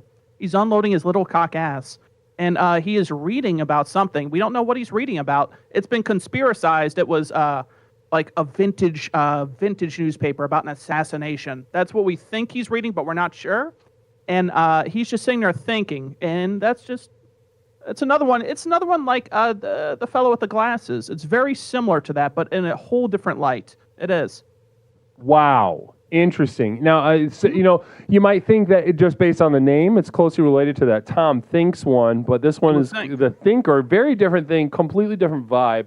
Reading the news, making me think about current events, while relieving yourself, pooping, personal moment, intimacy, dragging the politics into a personal environment and vice versa, which, the yin and the yang of modern life. And I think that there's something, I'm very bored even just thinking about it. But in this light, with a cock, I think that embodies the conflict in a way that is very masculine and confrontational. And I think that's really beautiful. So I think it's worth every single penny of that number that you couldn't even read just a moment ago. Nope. Beautiful. I'm proud of it. And the name of this artist? The name of this artist? All right. You may not believe this. It's me. I did this one. I didn't tell people this when I showed, but this was me. And this is not a paint. This is a picture I took in my own home. This is a picture I took. That's you didn't know I was there. No, that's not me. No, but it's your work. Oh, yes. That I did take this picture. I took this picture while he was on the John, and he wasn't happy about it. But, I mean, he can get used to it. I feed him little kernels of corn, and he can just fuck off. He lives in my house, and it's my rules. If he's going to shit, I can take pictures of him while he shits because he's in my house, and I'm paying for his chicken feed. Oh, yeah. Pissed off cock. Wow. And beautiful. Listen. I that was very exciting.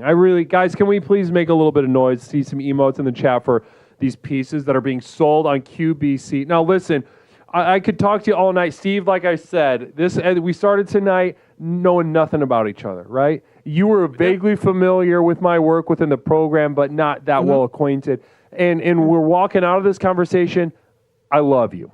I don't have a problem saying that. I love you, Steve. I love you, Leslie, and I can't wait to see that nipple and cock offer you did send to me. That I will see your nipples and cocks, hopefully simultaneously. Hopefully, we can capitalize on that at a very soon date. I would love to. I'd absolutely love. I'm looking forward to the day that I send you a JPEG of my nipples, both of them in one picture, separate pictures, my penis, different parts of my penis, up close. It's amazing what you can do with phones these days. So get ready for some very large file size, detailed pictures of my penis and breasts. No compression. I want the pure raw picture. I wouldn't compress it. A picture. That's what I want. I wouldn't compress it for you. Now I want, and again, I'm going to reiterate, open invitation. I know you're working with this lady in Lower Mexico with the drugs and the nipples and what have you, but I want you to know that I love you and I see you and I see what you're capable of. I see a version of QBC, I see a version of Steve that is infinitely more powerful than the one that I'm seeing today. And I'm seeing a powerful man in front of me. Thank you, But if Leslie. you want It to tap means a into lot. that power, you join us here at Exploration, Steve, all right? Now, that's a promise. That's a promise. We will. You'll see me again soon. That's a promise. No, Steve, tell us where we can find you selling your wares on QBC and other such activities. So we do broadcasts on the Angry Scar 09 channel. Trust me, I wish I could change the name too. But we do mostly Mondays. We do the QBC program. If not Mondays, hey, join the Discord. You will find out. But yes, we do QBC once a week at most, and various other programs on the Angry Scar 09 channel. Guys, if you don't follow Angry Scar 09 yet, the link is in the chat right now. Shout it out, Angry Scar 09. Join me, smash follow on this young man or on Steve of QBC, and enjoy the fraternization, the ideas, the raw interactivity, the communication, the comedy, the fun. Namaste. Well, Angry Scar 09, or Steve, I should say. Steve, thank you so much for joining us, being so generous with your evening tonight.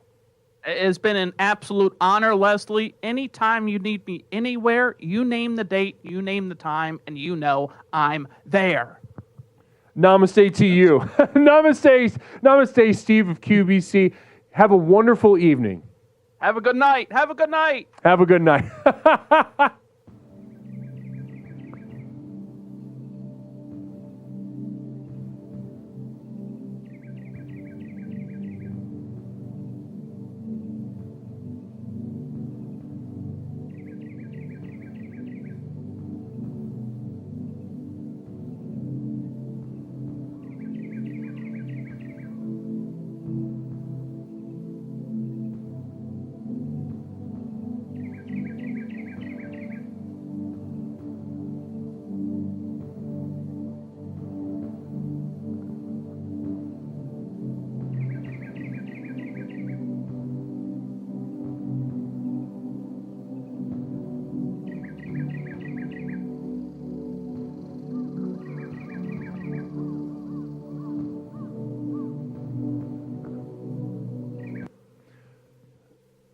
There we go. Namaste, everyone. Welcome back to Explorations with Leslie Tanner. My name is Leslie Tanner, host of Explorations with Leslie Tanner. That was a conversation with Leslie Tanner, Angry Scar 09, a.k.a. Steve of QBC. Namaste. Thank you so much for joining us. Really appreciate you being with us tonight again. If you're not following him, make sure you follow Angry Scar 09. Very talented, very wonderful streamer.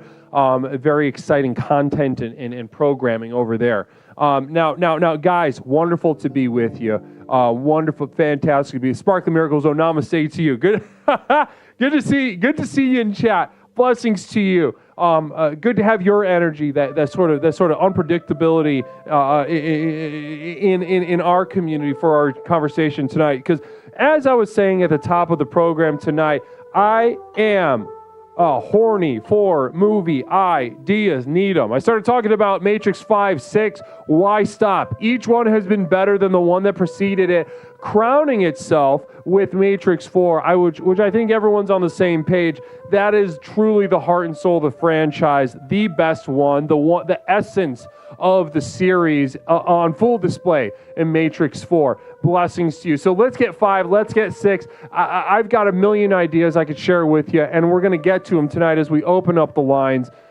Guys, I'm opening up the lines. I want to discuss movie ideas with you. 708-240-8953.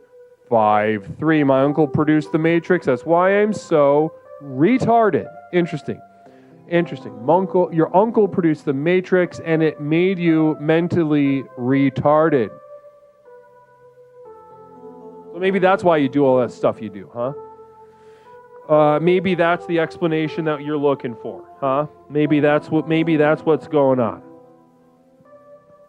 708-240-8953. 708-240-8953. Mikey asking, what's the Matrix? What's the Matrix? I believe if you meant The Matrix, was released in 1999, really truly a tour de force film. There's cinema before The Matrix and there's cinema after The Matrix, and really fantastic film. I could not suggest it enough. Now, listen, while we're waiting for callers to come back in, I'll tell you about my other movie ideas that I'd love to get off the ground. I've got a list. I've got a notebook full of them. Some little scratch, like little one-sentence ideas. Others fully outlined and ready. Caller, welcome to Explorations with Leslie Tanner. My name is Leslie. What is something that I can call you tonight? It's Sparkly. Namaste, guys. Welcome, Sparkly Miracle Zone, back to the program. Namaste. Blessings to you, Sparkly. How you doing tonight? I've been better. You've been better. Not doing good. Talk to me about that. What's going on? Oh, there's a nightmare around me. That's right. You're in Los Angeles, aren't you? Yeah. A nightmare and a nightmare of flames, wildfires. Yeah. Tell us about your experience with all of that. A lot of us are in other parts of the world, and we've heard little snippets, but tell us a personal experience. What's it like for you? Well, it's, you're just kind of glued to your phone because, a little ember could fly and then there's a new fire, or we just don't know when it's going to end. Right. So you're just you're at the mercy of nature, right? Nature is truly kind of making humanity its little bitch, to be honest, to be frank about it. Yeah, and then there's I don't know, I think everyone's just very stressed, and I think my neighbor was saying that they thought that the firemen were starting the fires, so like kind of paranoid. There's some paranoia settling in. And did you feel like there was any truth to that? Is this person otherwise credible? I don't know. I mean, it is pretty crazy how they pop up like that. But maybe I don't know. Is this movie night yet, or are you just trying to make this tragedy all? Yeah, I was going to get to that. Yeah. Well, maybe I think Larry accuses me of being self-involved because he's obsessed with me. Interesting. Obsessed with you say? Yeah. How does he express this obsession? Talk to me. I'd love to have some details on that. He cares so much about pointing out that I'm self-involved in his point of view. Well, why does he care?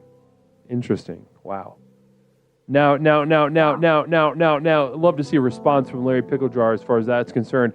Definitely have got some kind of beef happening right now. Now let's do another. So if you had, so you're having a bad time, you'd say. I mean, it's a lot. It's just very draining. It smells strange. It smells like a T-shirt that you just bought at the Gap in 1998. That's not a bad smell. Well, that's what's weird. It's not a bad smell, but it's like, what is that? Larry Picklejar says, which voice in your bipolar brain is making that determination? Any response? No. Okay. And then we've got another communal vision coming in from Trav Cam, another explorer here. Caller, I want to say you're totally right. All the fires are actually about me.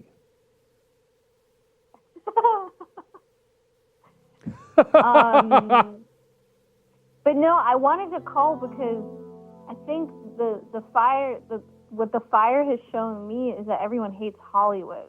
So why make movies anymore?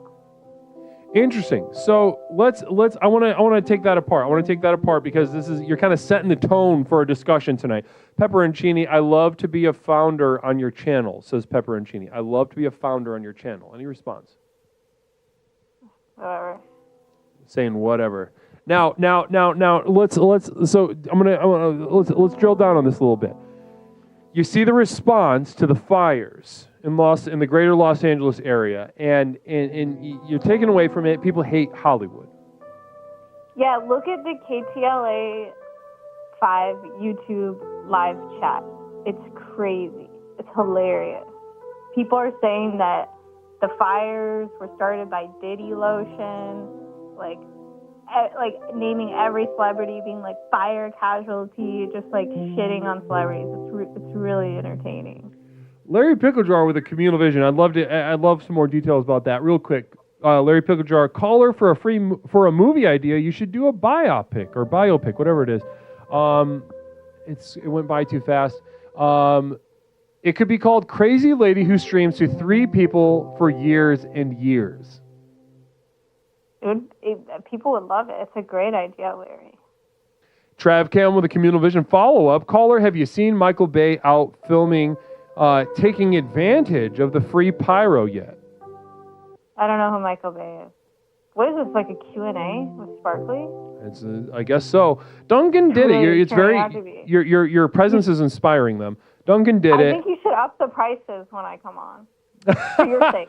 I'm not taking. I don't care, but just for you, I wasn't. I know we've discussed that before, and actually, I've been.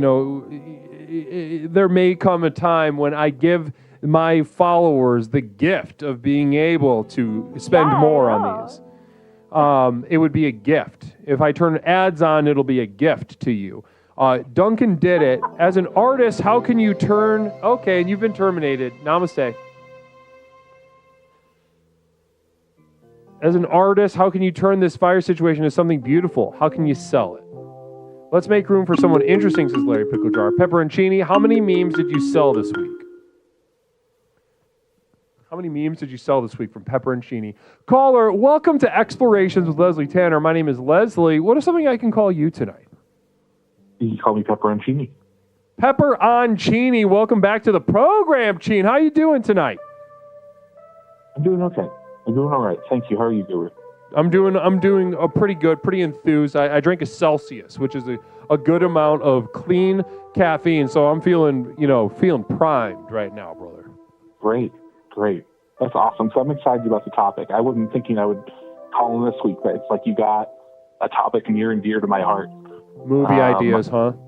Trav Cam with a communal vision already. I want to spend more, but I would be a really poor CEO to spend more than the absolute minimum on people I support. I would be a really poor CEO to spend more than absolute minimum. I don't understand what that sentence says. I want to be completely upfront with you, Trav.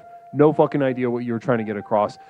Well, continue. So movie ideas are something very personally important to you. Talk to me about that. Yeah, well, I think on this show, not a couple of months ago, was given the opportunity to have the idea for Come Highlander, which was like Highlander, but people like jacking off in front of each other to gain their power. I don't know if you remember that. And what was the working title of that? I do remember. What was the working title that we had? I think it was just Come Highlander. It might have been something else. If the chat can remember, I would appreciate it. But I think it was just Come Highlander. Yeah, Sparkly Miracle Zone saying Come Highlander. Is that a memory, or are you questioning whether that's is another kind of question? Come Highlander. Yeah. So 2 men stalking each other all over the earth, and then just jacking each other off, and the first one to come loses and absorbs all their power and stuff, right? Right, because it's like the person because the other guy gets to eat the cookie, essentially. Well, that was the idea, is that's where the power lies. So yeah, the first person to come loses. Right. And then they gain the ultimate power. So I was really excited about that. I have a treatment. I've been working up on that in my free time. Yeah. Really just kind of working that one out. But then just the other night in Nisha's stream, we were talking about a sequel to Paul Blart, in which Paul Blart gets fired from the mall because he kills one of the Claire's girls because she pulls out the piercing gun. That's right. And that now, kind of sets off. Real quick, I want to explore that with you because that was I was there for Misha's stream on that, and I want to get it because that was a really inspired moment. Real quick, we've been raided by Tripadelic. Namaste to Tripadelic. Shout out Tripadelic. Blessings to you, Tripadelic. Wonderful to have your little clan here. I really appreciate you trusting me and this program with your group. Guys, follow Tripadelic right now. Oh no, not a raid. Fuck my stupid fucking ass. Not a raid. We are doing a shout out. Good God. Tripadelic. There. You're a good cop, Paul Blart, but you're a loose cannon, says Fram. Yeah, we're going to get into that. Listen, there's a lot of milk in that breast, and I want to suck on it. So give me one moment. Now, as I was saying a moment ago, thank you to Tripadelic for that raid. Blessings to you and namaste. Yes, namaste. Namaste to you. Larry Picklejar, caller, are the uncircumcised? Could the sequel be about docking instead of boring old jerking each other off? Yeah, well, I can't remember what the Highlander. How did they do sequels to that? Because everyone that died at the end of it. But yeah, I guess that would work. Like a new like age of docking, like they're like all uncircumcised when they get the power. Like taking away. They've been taking away men's power by cutting off their foreskin. Maybe that would be the idea behind it. I'm liking this, Larry. Larry, we need ETs to fund this. So I would love if you would come on board. Yeah, you're going to get a lot of people on board. Funding. People have a weird spiritual attachment to foreskin too, Absolutely. I think that's going to really play well, with a lot of different demographics. There's that, don't the Hasids suck on some of the Hasids suck on it? Yeah, that's my understanding from watching Comedy Central shows in the 2000s. I think that's the vibe I got from it. I haven't looked it up. Good enough. That's the news, basically. I know, more reliable than the news these days. Larry Picklejar, I'll take a 20% cut. Larry Picklejar says, I'll take a 20% cut of the licensing rights in lieu of a salary. Great. Okay, but you got to work, Larry. All right? This ain't no just honorary title. You're out there getting money for us.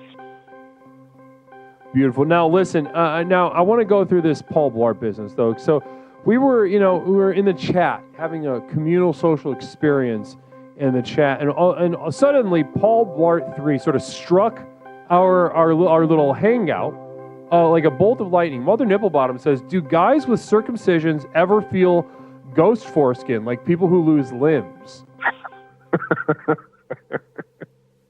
I wouldn't know. Mother Nipplebottom, you just learned something about me tonight. Like you wake up in the middle of the night to go pee, and you pull your schlong out, and you go to where your foreskin would have been to pull it back, and there's nothing there, and then you just kind of have like a moment of quiet sadness to yourself. Yeah, I like that. I kind of see some movie ideas coming from that. Maybe Mother Nipplebottom should call in and do some, little improv session on it. Find out some more. Punch it up. Yeah. Already an embarrassment of very rich ideas. Now, to drill down on the Paul Blart 3. Now, I believe the idea was that Paul Blart 3 in sort of as a change of pace. We know the character, we know the world. It's been set up for 2 movies in a row. People love it. People are invested in it. They can't get enough, to put it bluntly. Yeah.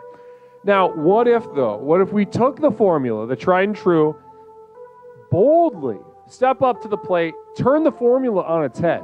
What we make the third movie is a very grounded sort of slice of life, slow cinema movie. Paul Blart in the mall, pulls his gun out in the first, 15 minutes of the movie, shoots a little girl at Claire's, getting her ears pierced, shoots her center mass in the chest twice. And then after that, we have another, I would say 3 to 4 hours of a very grounded emotional exploration of the aftermath of Paul Blart having shot a kid. Yeah, absolutely. Yeah, there's no antics here. The antics are over. Maybe the first 10 minutes, it's antics. He's in his Segway. He's eating a hot dog. Right. And then it just whiplashes your ass so hard. You don't see it coming. And listen, and the thing is that it's going to be hilarious. Yeah. Imagine. Oh yeah. Like, we don't need to tell the audience. We the antics have been there. They know it's funny. All right. Let's challenge that. Let's push that. Now imagine 15 minutes in. We've built up a tense 15 minutes of well-placed sound effects, of very well-balanced EQ of the mall ambiance, the squeaking of the shoes, the humming of the Segway motor, the chewing sounds of the hot dog. What's going to happen? When is it going to happen? That's what all the viewers are going to think. Now, all of a sudden, he sort of freaks out or something, pulls his gun out, boom, boom, 2 shots in the chest of a little girl, and huge laughs. Right, because he's dreaming. It's a paintball gun. You're expecting. Right. Yeah. He's got ketchup on his fingers because he's a big fat guy. Yep. And then you watch this little girl kind of very sadly confused, with a confused look in her face, like looking for her mom to care for her in her final moments when her mom can't. And eventually the life just kind of fades from her body. And huge laugh. Because the thing, the way I see it, and I don't really understand, I think you might have a little more experience with comedy than me, but it's about release of tension, right? Yes. Yeah. For sure. Right. It is. It's the timing is everything. Right. So we get, I think there's really something beautiful about that. I think about, bringing us to that moment and then the aftermath. Now, one thing I want to ask you about Paul Blart 3 is, what do you see about the aftermath? How does Paul Blart react to this very tragic event? I think he in his Paul Blart ways, he's trying to make the situation right. And in doing so, he is truly terrorizing and re-traumatizing the family of this girl. He's going to try to give them come over and give sincere apologies, but they think that someone's like terrorizing their home. He's not getting it. I had an idea that there would be like a Rob Schneider appearance, but he'd be playing it straight as like a detective. He's psychologically like pierced, right? Like they're trying to figure out, like, did he do this on purpose? Was this an accidental discharge? Like, they're trying to get into his mind, but he's like a dumb child. So it's like they're trying to pierce into it. And like he thinks he's just like a lovable, funny goof, but in reality, he truly is making these people's lives like awful. Wow. He's losing it. He can't handle it. He can't deal with the reality of it. And as Fram offered as a potential little line, Paul Blart, you're a good cop. You're just a loose cannon. Yeah, exactly. And we find out truly through Paul Blart 3 how loose is that cannon. Yeah. Wow. Yeah. I think this will be, you're welcome to be a part of this as well, as, maybe the compound is financing a couple of, putting a little money in a couple of different baskets around these ideas. Maybe we can make a selection of what's at the end of the night, and put something together. Wow. Well, listen, I think that just want to leave that right there, because what we've done is we've gotten us started tonight with a really beautiful, expansive, detailed idea, a couple of them. Come Highlander, bringing that back. Larry Pickledry says, caller, I had to get up for a moment. Why is Paul Blart jerking off the Highlander again? Separate movies, Larry, but we can talk about, the future is wild, man. We could those franchises could come together. Yeah, it could be like a Marvel see it DC happening. crossover. We could do that. Yeah, like infinite world universes type thing. Yeah. You could do, like, maybe Paul Blart is a Highlander. Oh. But he's so fat that it takes fat. forever for him to come because he's fat. It's so small. He just has his hard getting a good grip on it. You know? Yeah, you got like this ripped Scottish guy with a very low, body mass index, sinewy little body. Yep. Really, really, really going to town on Paul Blart's cock, and he's still nothing. Unfazed. What a resilient, what a story that would be. Really tremendous. I like that. So I will give, because I don't want to tie up the lines. I have one more idea I'm going to leave the seed of, and maybe we can get back to it at some point. But they made a Tom of Finland movie, but it was like a really middling, like biopic, like Hollywood bait type movie. And I think that was a really, bad use of it. Like what they should have done is they should have made one that's like the characters from Tom of Finland on like an action adventure, right? Like motorcycle cops, Navy dudes jacked with like big, bulges. Yeah. I think that there's something there. Interesting. So repeat that. Give me the TLD because I want to make sure everyone remembers that because maybe we can revisit this. Each caller can come back to this. Give us the little TLDR of that again. That's Tom of Finland, the artist, the homoerotic artist, taking his characters, the Leathermen, the motorcycle cops. They're on an adventure. They're trying to save the president. Who knows what they're doing?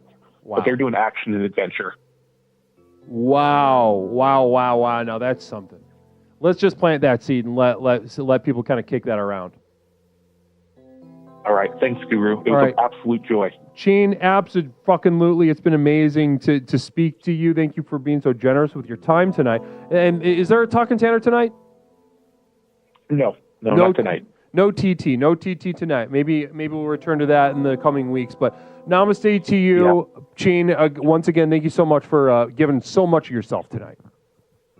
Farewell, Guru. Thank you. Farewell. I watch Sparkling Miracles. I'm a founder over there. Great program. Great program. Let's shout her out. We're speaking to a founder right now.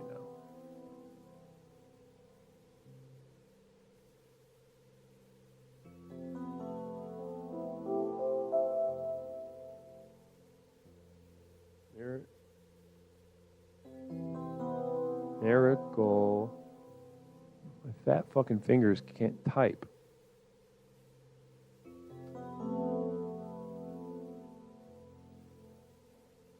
Sparkly Miracle Zone being shouted out on Explorations with Leslie Tanner above the chat. Follow Sparkly Miracle Zone. Get it in the list. Namaste. Weird vibes over there. That can be guaranteed. And how many people can you honestly say on Twitch.tv are doing something weird? Really letting their balls hang out. Not very many. Not as many as there should be.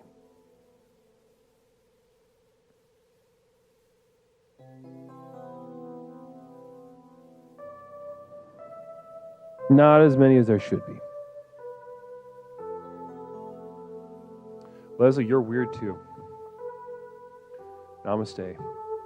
I've made peace with this, with myself. And by peace, I mean the opposite. I'm constantly at odds. A constantly carried remainder.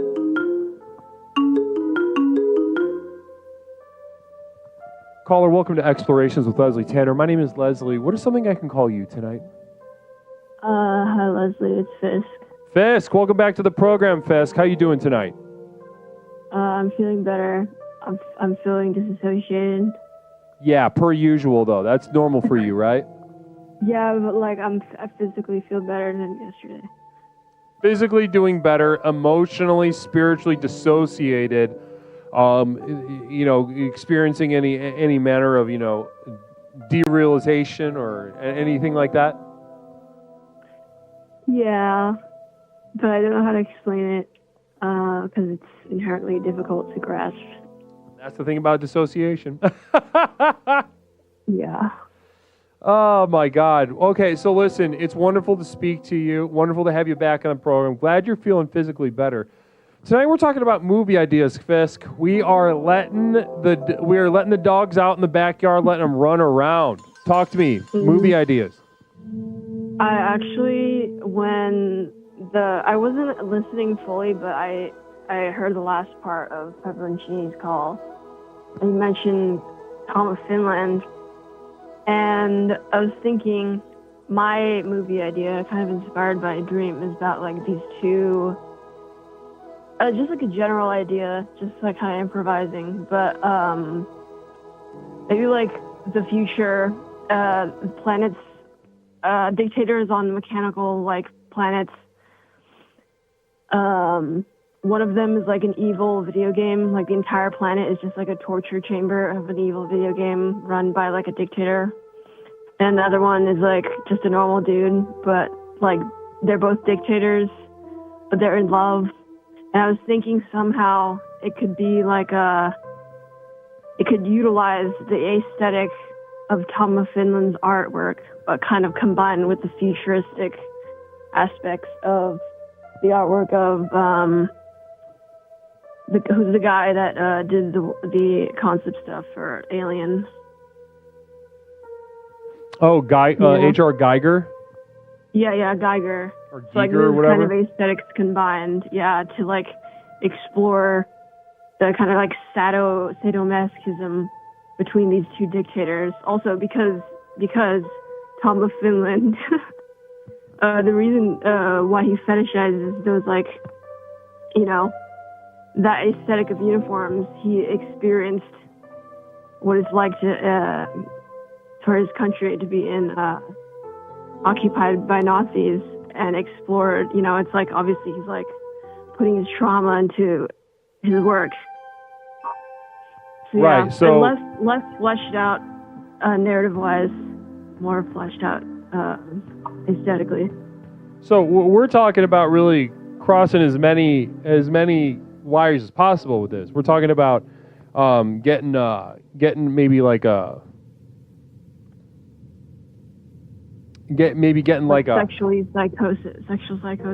sexual psychosis, making monsters, and we're talking gay. Yeah. We're talking scary overtly. gay. We're not talking Citibank gay. We're not talking Target gay. We're talking nightmare gay.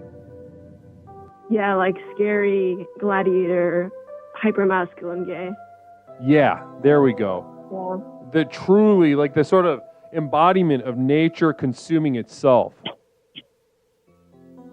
Yeah, because I think it would also be nature consuming itself, and also maybe exploring hypermasculinity through the lens of like the consequences of the techno-capital singularity. Something like that. Hypermasculinity through what was that other shit you said? Exploring hypermasculinity through like the lens of the techno-capitalist singularity, like future, like two men like destroying each other, like eating each other, and then like how does that parallel with these two planets like destroying each other, like killing each other? Yeah, how does?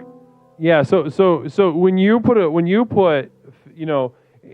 you say that this is, when you think of this techno-capitalist singularity, do you see just two psychotically masculine gay men just fucking each other? Yeah, they're like fucking each other, and they're like fucking each other in between these like these like treaty meetings, but like, oh, are they gonna do the peace treaty, or are they gonna just like manipulate each other sexually right, in order into making like dangerous political decisions, and like it's like two civilizations abusively pushing each other. Man, that movie, it's already making me think.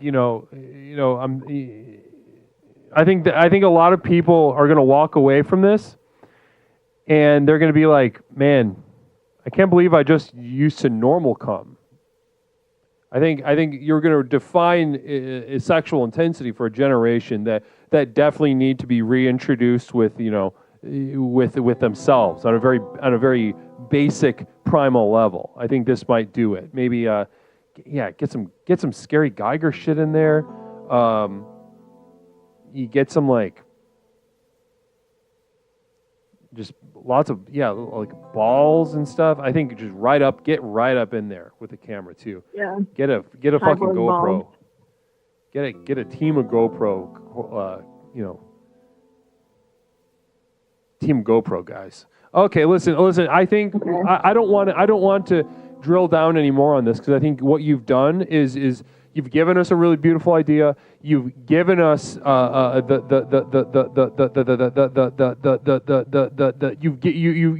not only given us the seedling, but you've kind of sprayed the fertilizer everywhere. And I think what's happening right now is it's explored, but sometimes you can explore things too much. You know what I mean? Yeah. And you don't want to drown that baby in the bathwater. You want that little infant to come up out of the sink and find its own legs. So let's not drown this infant in the sink right now, is what I'm saying. Yeah. And I think we found that point. Fine. Fisk, you say you're dissociated, but you're tapped in. You say you're dissociated from maybe something in the immediate, but the infinite, you're absolutely dialed in, and you're playing that violin like a Yo-Yo Ma or whatever he plays. Yeah, like a Yo-Yo Ma. Yeah, I think he plays cello. Yeah. Mm-hmm. Yes, he does. I think I believe you're correct, but I don't take back what I said even for a second. Okay. All right. Let's leave it right there, Fisk. I want to thank you for being with us tonight. No problem. Sorry if I got lost in sauce. No. I'd like to see if people can give my soup more structure. People said people said in the chat, they said that people were saying you're kind of a genius. I saw that comment a couple times. Damn. Okay, I've lost feel flattered. Wow. Namaste to you, Fisk. I'm glad you're physically feeling better. Keep that dissociation going, though. We need more that kind of shit. Okay. Namaste. Namaste, Fisk. Guys, it's pee-pee time. It's time for old Leslie to rip a piss.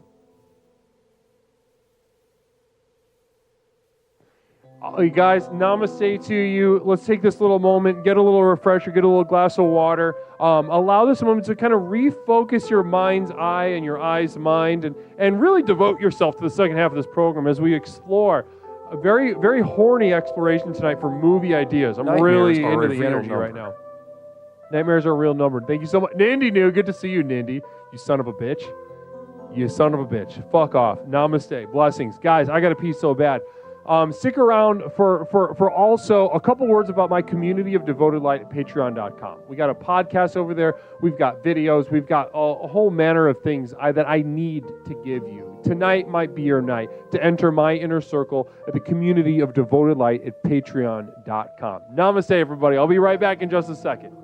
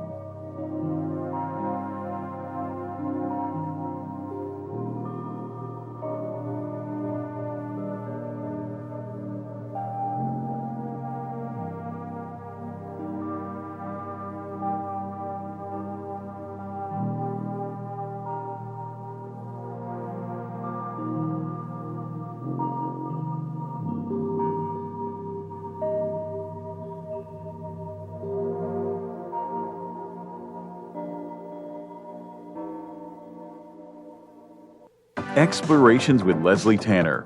Since Leslie and his program broke onto the scene, Explorations has become the #1 best-selling and most influential personal power program in modern history. Millions of people from all over the world have gotten a chance to meet this truly remarkable man and utterly transform their lives with the power of Explorations. I listened to this introductory tape and I knew then and there, this is what I needed.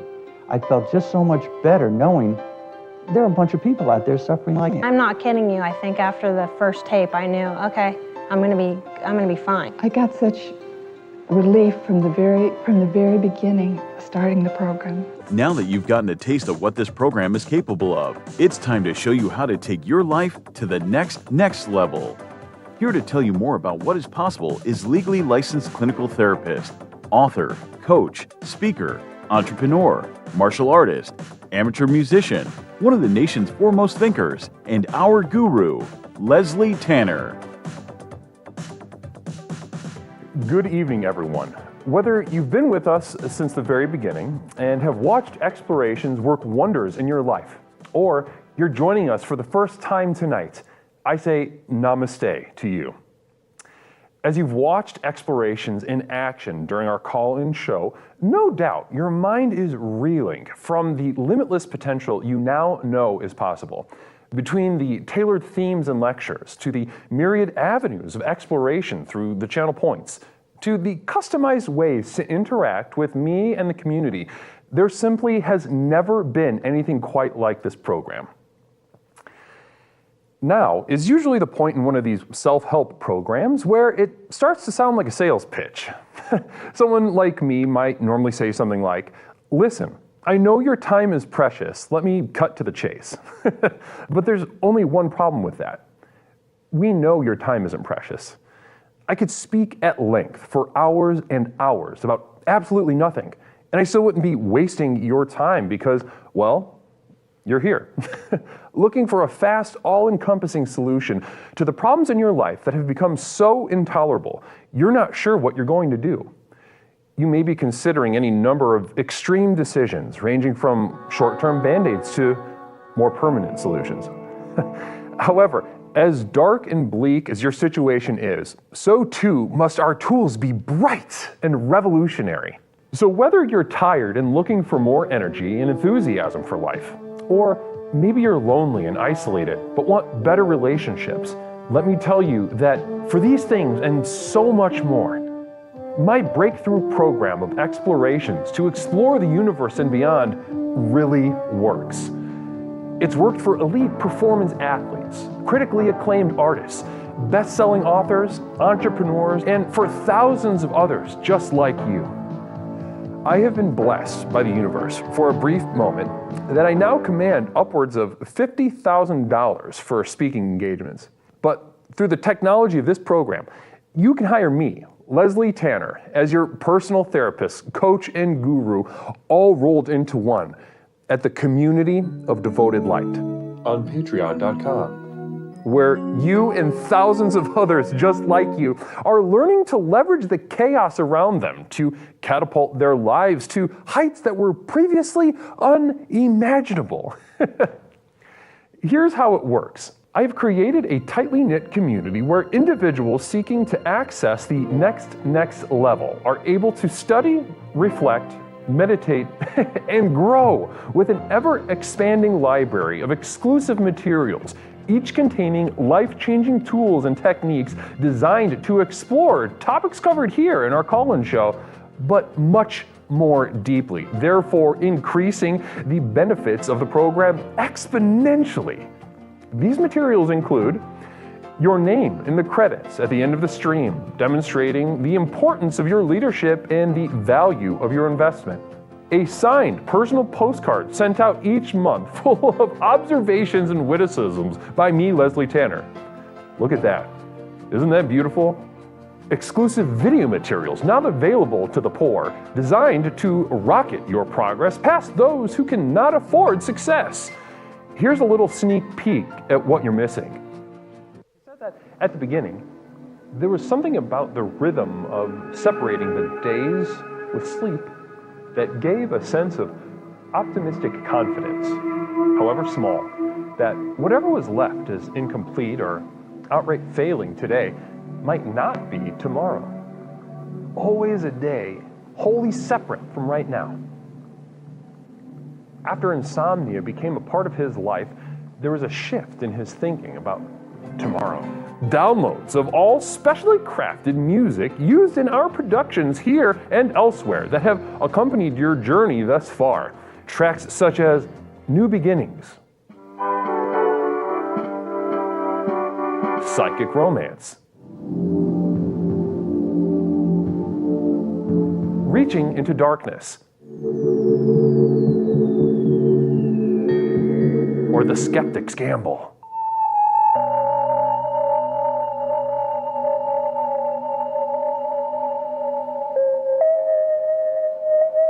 Exclusive archival prints such as these, channeled and honed by myself, Leslie Tanner, upon which you can guide your own meditations at home.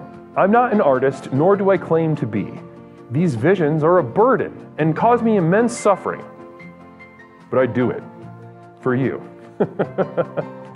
Now, you might expect that a program like this would cost thousands of dollars, but because I'm offering this to you through the internet, these life-transforming materials can be yours for the monthly cost of a few cups of coffee on your way to work.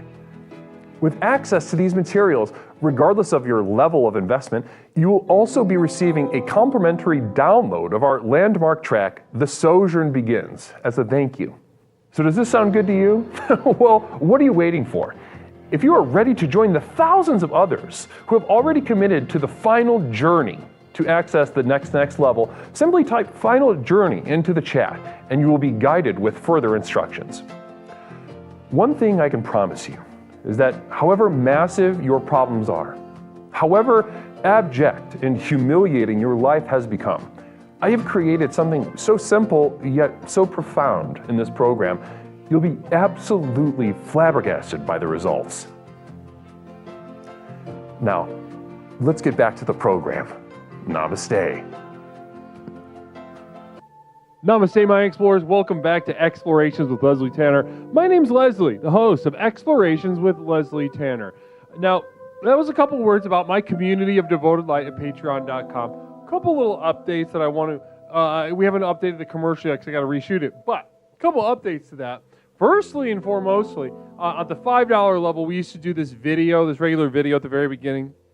The videos got longer. They took longer to produce.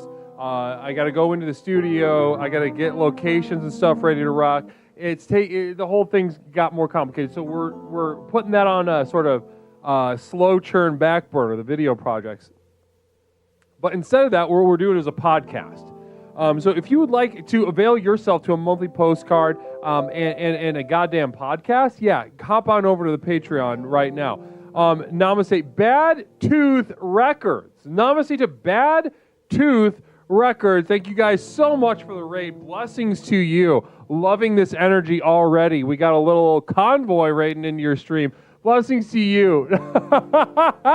Welcome to Explorations with Leslie Tanner. We're just getting ready on this second half of the program tonight.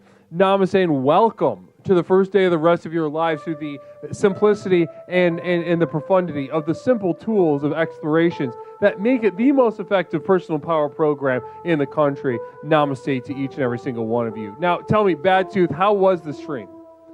Because I got to know what kind of energy you've kind of infused into the womb of our community here. What kind of, what kind of viscous sort of situation are you leaving on our back wall right now? Because we've been having a pretty horny time ourselves here at Explorations. We're discussing movie ideas. Lime is the best popsicle flavor. I'm going to go ahead and disagree with you. I think that the best popsicle flavor is cherry.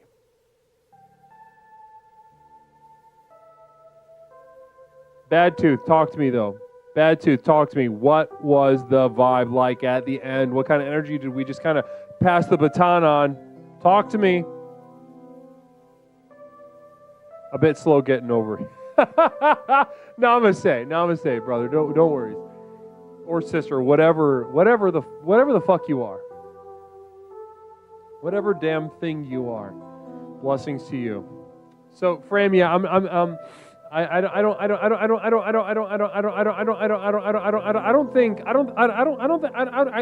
don't think lime is the best one. I think it's a good one. I think it's a refreshing one, especially in the summer.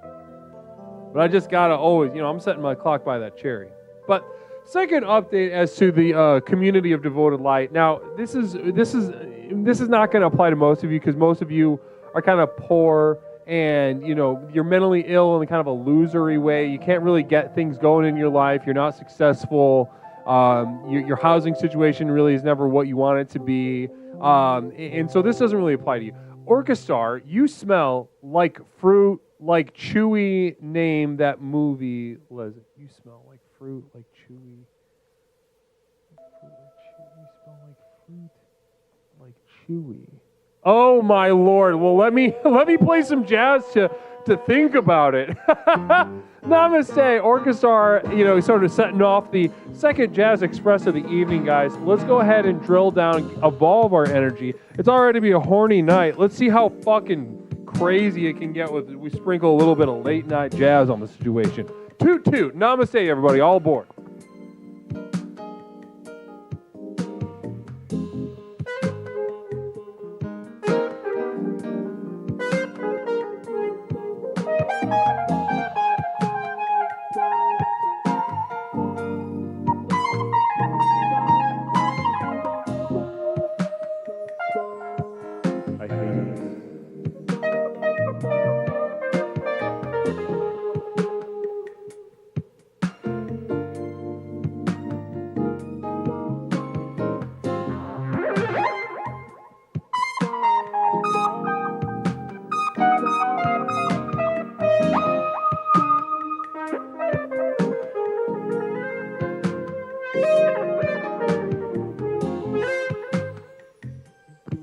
Namaste, Nindi New, 69 bits.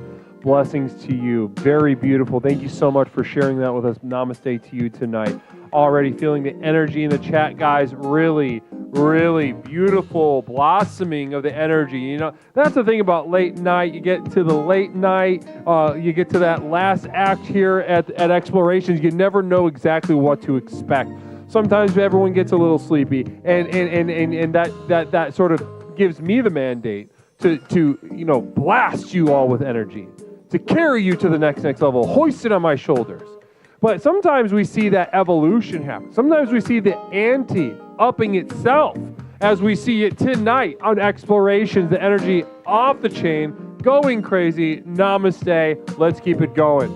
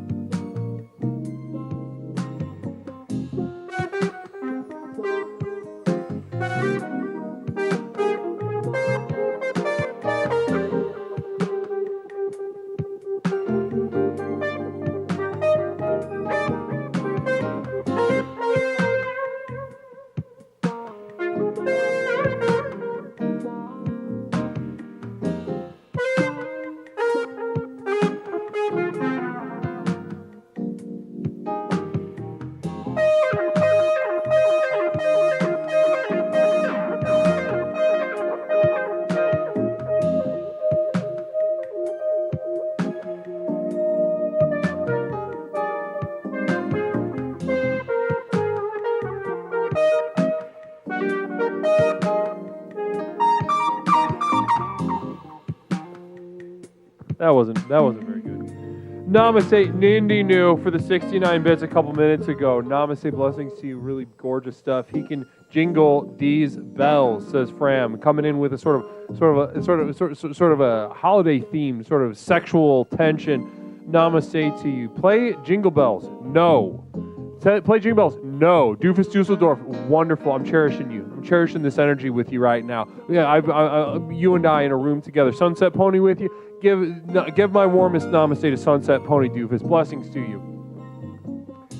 Blessings to you. Blessings to you. Now, let's go ahead and get back into this vibrational reality, because after all, ladies and gentlemen, we are not just physical beings.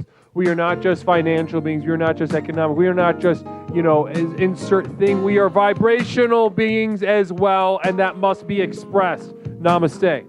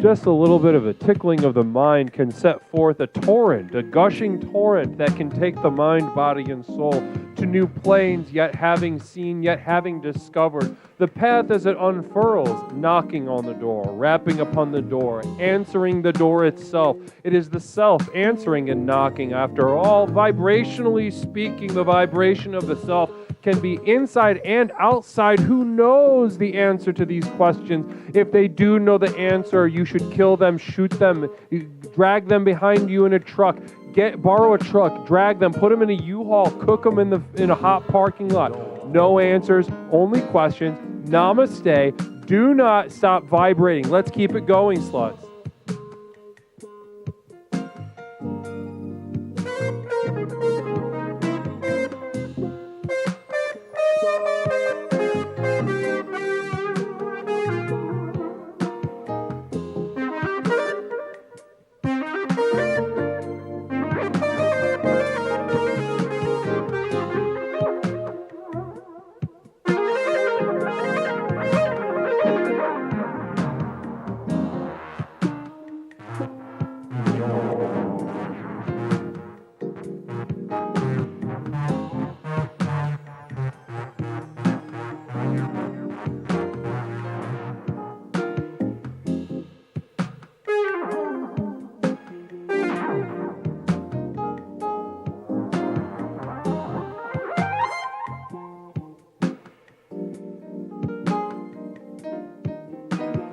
Ooh, yes.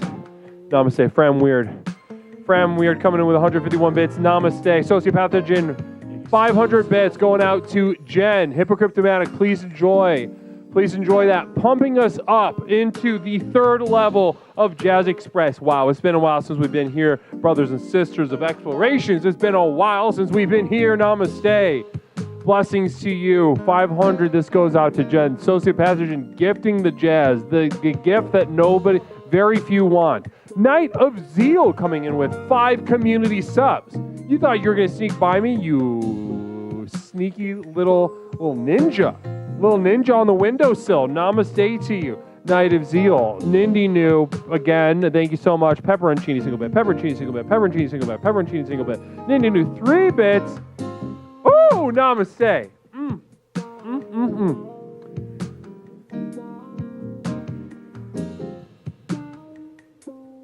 No, it's orcs. No. What?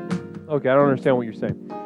Blessings, guys. Now, as we find ourselves, it's evolving. It's evolving, yet it's staying the same. And that's, once again, I said it once, I've said it 1,000 times. That's by design. You know, jazz doesn't evolve. And I'd like to kind of bring up something I brought up the other night. Is something, and it's because it bears repeating about jazz, about a certain class of our jazz greats. And I'm speaking about the spiritual jazz greats. I'm talking about the Ornette Colemans, the Albert Eilers, the Sun Ra's, the what have yous. Losers. Guys, absolute losers. They lost. They did not accomplish any of the shit that they said that was going to happen. As far as an artistic movement, Dead on Arrival, and honestly, the greatest. Now, I know a lot of people. There's a lot of There's a lot of Sun Ra heads in the chat being like, "I'm gonna fucking kill this guy." Hypocriptomatic saying 1,000 bits. Jazz terminated. Hypocriptomatic. That's not how that works. If you give bits, it keeps going. If you give bits, I keep playing this. It just keeps going. That's how it works. It's attached to the hype train.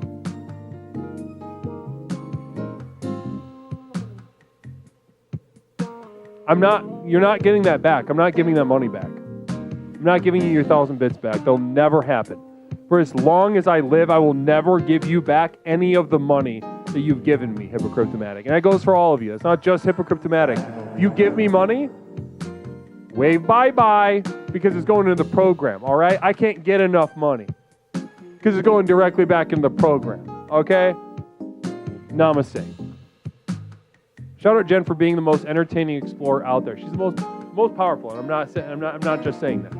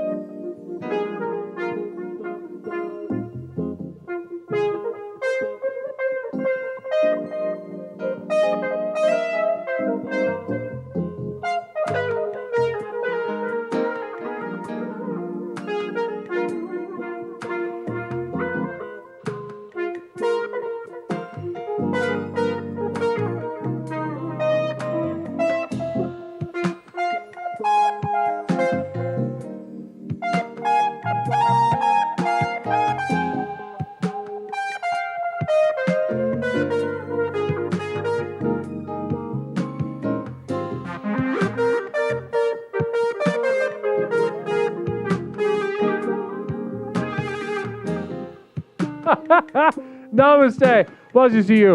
And that was a little bit. Do quotes work during Jazz Express? I forgot how everything works. Or start. Yeah, you can. So the communal visions just go up on the banner across the top of the screen. Blessings to you. Now, as I was saying, what a perfect time to think again about revisit Matrix. What a perfect time to revisit Matrix and how really beautiful. One aspect I want to drill down on the Matrix in particular has to do with the sensual reflections. Oh my Lord! And back around, back around. It comes back around. Namaste. Now, as I was saying, one aspect of the Matrix is that really there can just continually be more and more Matrix movies. And I personally, the Wachowski sisters need to get back in there. I don't know if they're developing 5, but I'm going to suck those titties dry.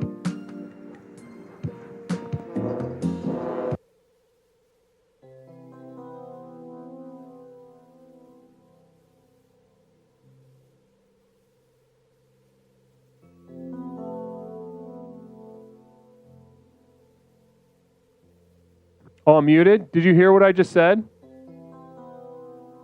What was the last thing you heard me say? Okay. So the last thing you heard me say was that I was going to make the Wachowski sisters breastfeed me Matrix movies. Is that what you heard? I need a yes or no. I know you can hear me. Okay. Okay. All right. And the line is back open. 708-240-8953. 708-240-8953.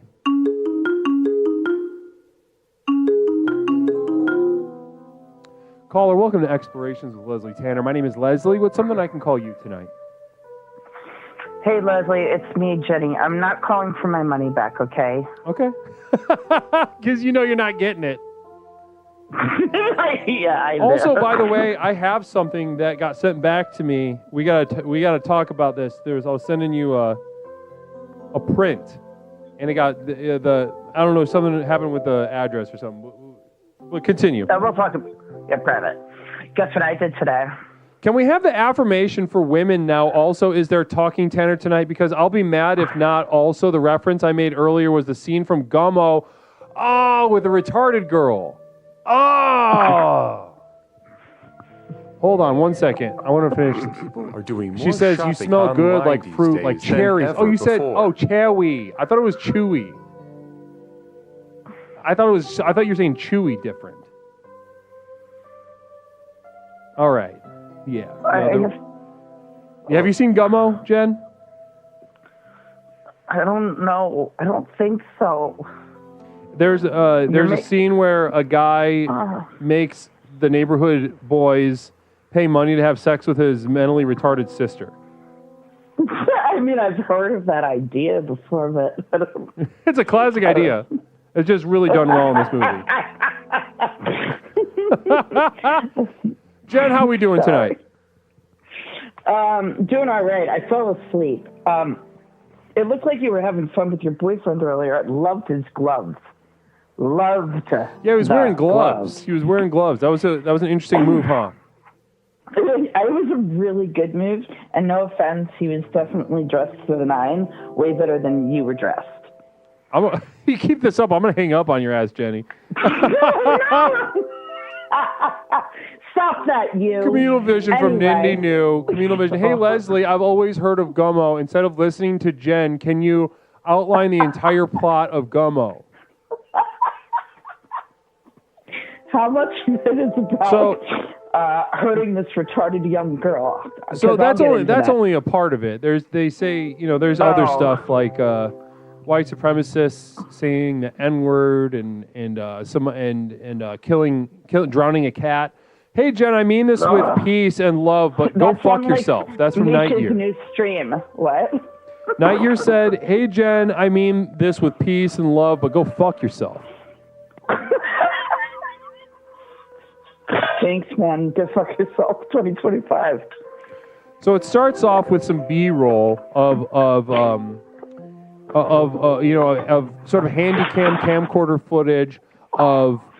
It's set in a town having been ravaged by a massive storm with tornadoes. Larry Pickle Jar. It's about a town of weird people that get fucked up after a fictional tornado. Yeah. So yeah, basically, TLDR, a bunch of weird people, poor white people. There's some breasts. There's a dead cat. Sounds like the compound. Gross. No, honestly, it's not that far. You're right. You're right about that. So I left my job today. You left your job. Bye. So is this good? Was this a good thing to do? Yeah, it's fine. I'm still going to work for them.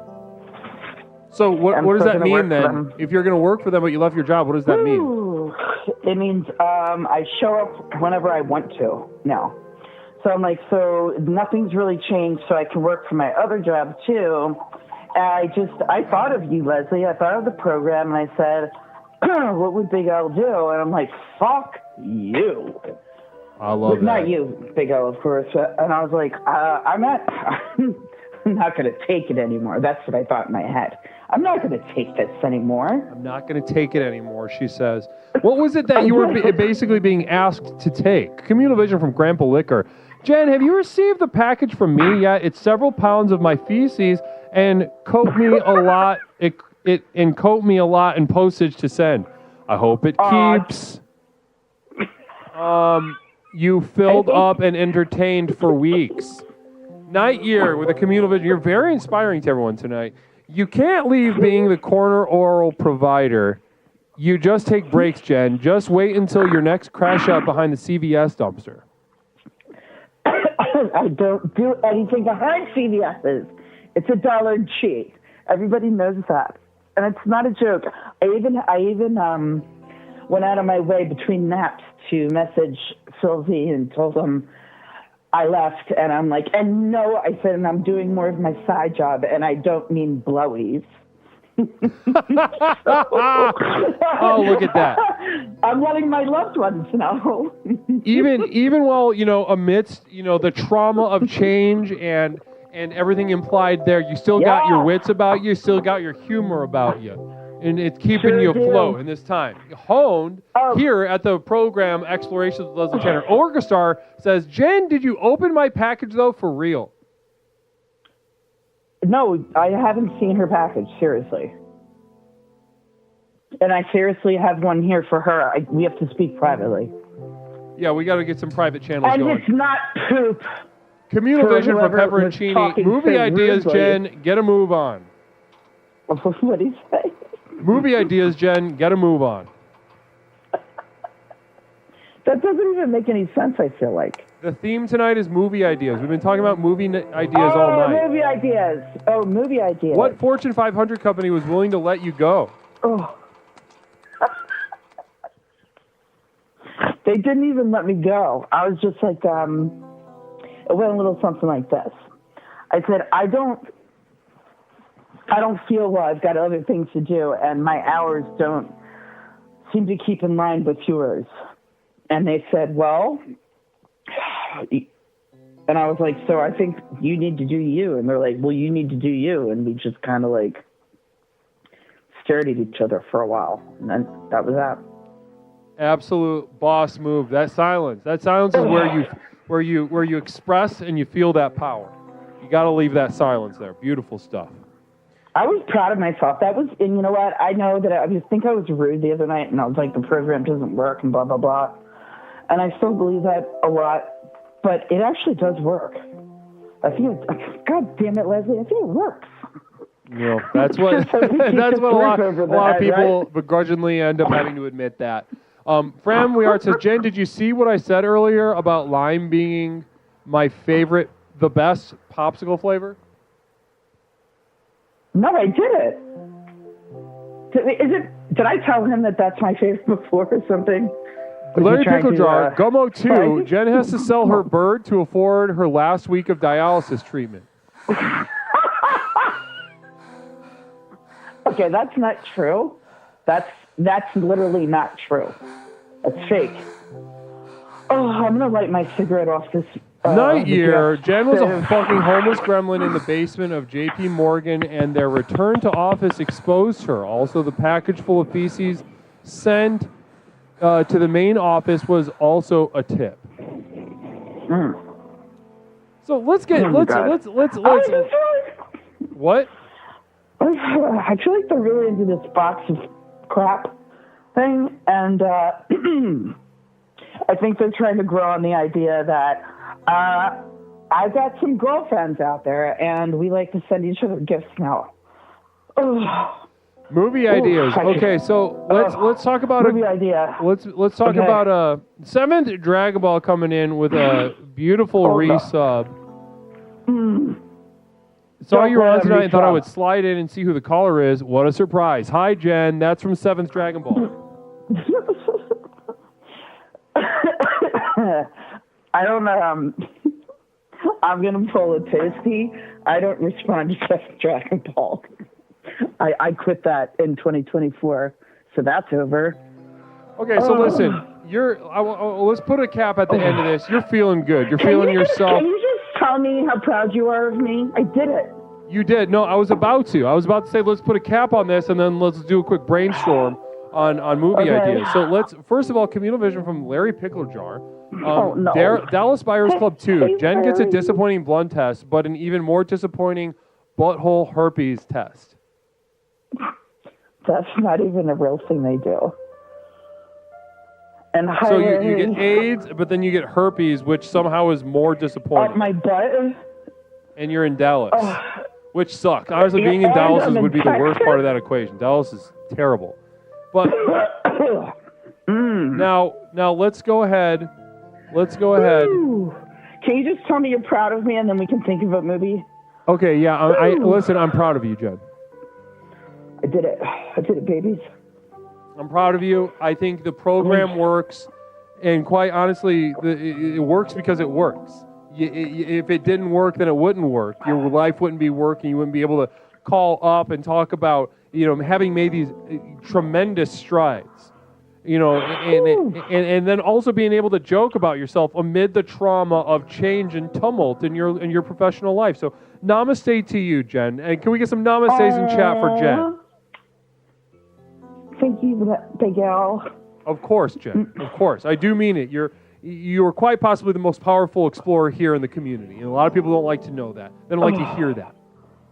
Oh God, you're the best, Big Al. I really did it for all of us. I said, and I wish that everybody would have that strength. You can just go out there and say, you know what? Fuck health insurance. Right. And fuck you. Just fuck you. You know. Yeah, I love that. Fuck you, just in general. Beautiful. Just in general, just fuck now, you. 30 seconds. Let's brainstorm a movie. Okay. I feel like we're back in the supermarket. Okay, let's. I think the strongest one that we've had, little seedling to go on, is Gummo 2. I know somebody who made a Gummo 2. They literally found it. It was a very good friend of mine. Overdosed, or I think overdosed. It was vague, but they're dead.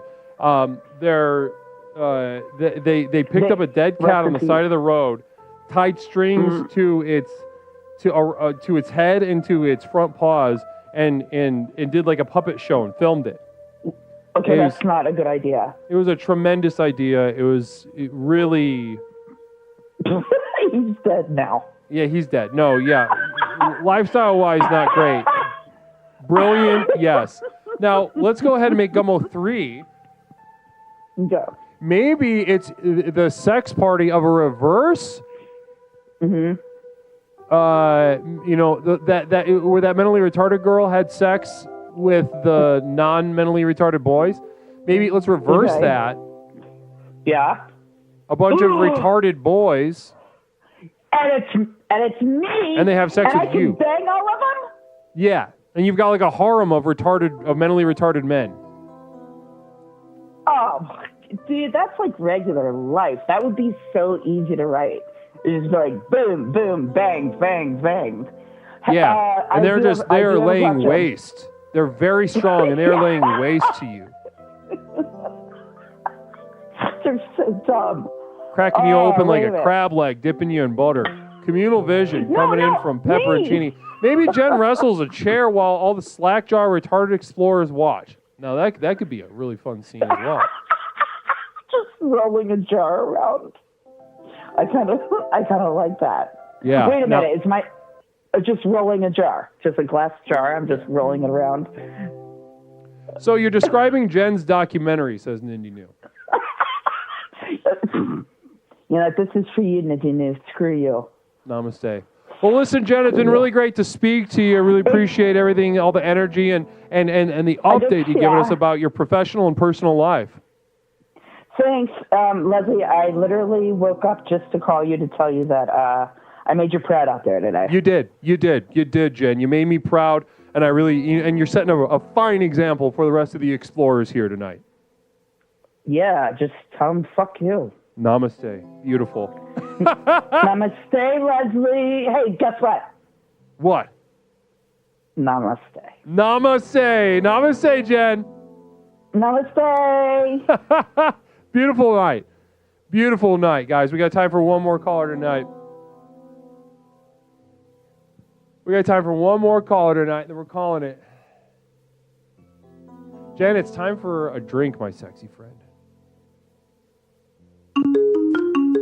I saw some recoil at the idea of Jen getting dicked down by a room full of mentally retarded men.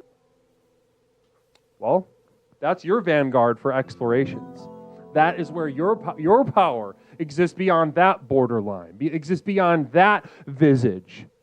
If you think that God hasn't already thought of that and created it an infinite number of times, then ladies and gentlemen, you are a child playing with child's toys. We are here to confront and square ourselves. Right now? I'm talking to chat right now. I love hearing that voice. Okay. I love hearing that voice, but I'm talking to chat right now. I'm sorry. Because I started talking about about Gummo 3, where Jen has sex with like an orgy with men suffering from mental retardation, and I saw some recoil in chat. So I just wanted to address that emotional content of that. I want to make sure everyone knows that I saw that, and that I'm not backing down. I'm deliberate, and I want to know that spiritually speaking, that's where your path is. Okay, caller, welcome to Explorations with Leslie Tanner. I know who this is, but what's something we can call you tonight? You can call me Angry Mike, and I'm sorry, I didn't mean to interrupt. It's just I know you would never talk to me like that, and I had to make sure that was just put to an end in case you ever lost your mind or something. Angry Mike, I'd only speak to you that in emergency situations, brother. Only when I felt that it was life or death for you, and you needed someone to throw you a lifeline, and the only lifeline you could take is just kind of a condescending anger. It's true. I mean, you straighten me out from time to time. I don't want people out there thinking it's an all the time thing. I'm one of the top, program people. You are. Whatever word. And that's true, even though you haven't called us in months. I told you the last time I called, I figured the program out. I'm just calling now because you want a movie idea. I got a great one. Larry Picklejar said, "Is Angry Mike the one that owned the health food store in New York?" What? Were you here for that chapter? No, I go in and out. We haven't seen Dave in so long. Dave? Was the last call that we got from Dave when he said the F slur, and we had to Oh, he got banned. I didn't ban him, but we had to hang up and do a whole thing on screen to make sure any admins know, hey, not good or something, Right. But we're not supporting it, but everybody makes mistakes. I think that was the last time. Dave's out there. No, he was getting mad at Larry. Oh, well, that tends to happen. They were beefing it out, and he really let it fly. And then what? And then he just stopped coming. Unfortunate. But listen, Angry Mike, let's not get lost in the weeds. Hypocriptomatic with a communal vision.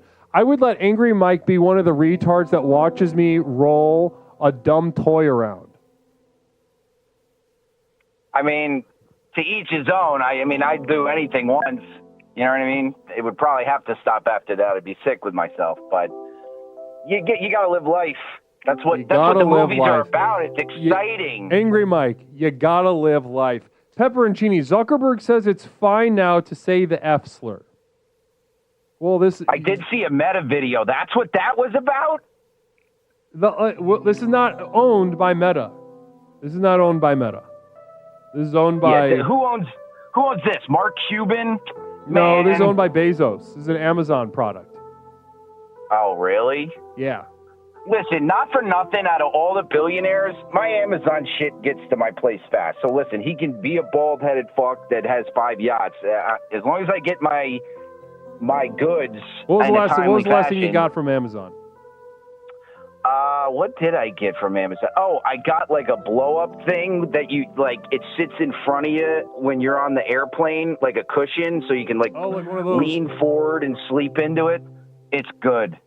Larry Picklejar says technically it's Andy Jassy, the owner. Who's that? I don't know who that is. I don't know either. So it just shows you. Good for you. Nobody knows who your fucking name is. More people know my name than your name. Good for you. Now, thanks so much, LPJ. Appreciate it. Now, let's go ahead and get into movie ideas. You said you had a movie idea. Angry Mike, first of all, it's great to hear your voice. Wonderful to have you back on the program.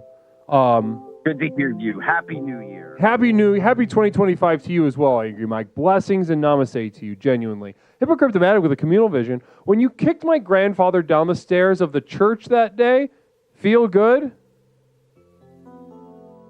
Don't act like he didn't have it coming to him. I asked him 3 to 4 times if he could step to the left so I could get home and watch football games. I thought he said go fuck myself, and then tippy-toe down the stairs he goes. So everybody would say it was his fault. Next question. Next question is from me. Let's get into the theme tonight, movie ideas. You said you had one. Let's jump right in. Listen, this is a banger idea. You remember that movie, Paul Blart? We got to make a sequel of that shit, bro. Yeah, okay. So, 2 things. One, there has been at least 1 sequel. Also, were you here for the beginning of the program tonight, Angry Mike? No. We ripped out a whole third. Paul Blart 3. What? Can you believe that? He hung up. Okay, well that's the show.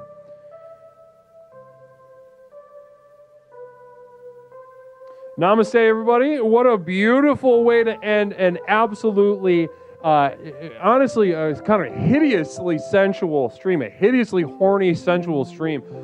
Fisk getting us started off on that really crazy ass, that sort of like gay alien Dune thing where they just fuck each other to death or something. That was awesome. Larry Picklejar, movie idea. Jen and Angry Mike make a sex tape and it makes people vomit. Interesting stuff. Thanks so much, Larry Picklejar. Now, beautiful show tonight, guys. Really horny stuff, as I would hope that a stream devoted to movie ideas would be. Namaste, guys. Thank you guys so much for being here. I also want to thank the guests from earlier this evening, Angry Scar 09. Angry Scar 09. Thank you so much to Angry Scar. Make sure, let's do a quick last little shout out for that guy. Data Pagan, I'm all sapped up. Namaste, beautiful. Thanks so much for sharing. Angry Scar 09. Go. Last little shout out for Angry Scar 09. Thank you guys so much for all the raids, Tripadelic, Hold Space, Bad Tooth Records. Guys, thanks so much for throwing down on tonight's stream. Thank you to my moderators as well, Doofus Dusseldorf, Fort, JJ, Not Mish, Tanner, Whiplash, Jessica, and VJ, PCAT, Orchestra. I got to throw your name on there. Add that to the list of stuff to do. And thank you to my community of devoted light at patreon.com. If you would like to join my inner circle at patreon.com, my community of devoted light, type ! Final Journey into the chat right now for how you can get access to a library of materials tonight if you feel called. If tonight is your night. If you're not ready, then you're not going to do it. But if you're ready for it, it's a couple bucks and it pays for itself within seconds. Namaste. Now, guys, as far as what's coming up this weekend, we are going to be streaming Saturday.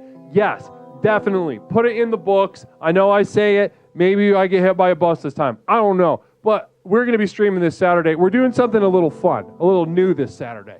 We are going to be doing some outreach. And guys, when I say I need you on the outreach mission, I mean it. I need all hands on deck sort of situation. What I have done is I've put together a format for one of the vertical streamers. We're trying to get on TikTok to do some outreach, but until then, we're going to be going live on Instagram. Did you ever tell us about the best hit in the Matrix? Oh, the best hit. Yeah, the best. Let's be honest. Let's be honest. The best kick was the Trinity kick. The best punch was when the Smith was going in the train station. Punch, kick. And the best gun was when Trinity said, dodge this, and shoots the guy in the fucking head. Very cool. Very cool shit. I would have to say those are all my favorite. Yeah, dodge this. Wasn't that sick? Wasn't that fucking awesome? That was so cool. Still get pumped up even just thinking about it. Love that fucking movie. Now, guys, what we're going to be doing is going to be going live on Instagram this Saturday at 8 p.m. So what we're going to do is I'll make an announcement. I'll be in Discord, but then we're going to go on live on Instagram for an hour, do some outreach. Now, we've had a post blow up over there. We got about 12,000 followers over on Instagram.com.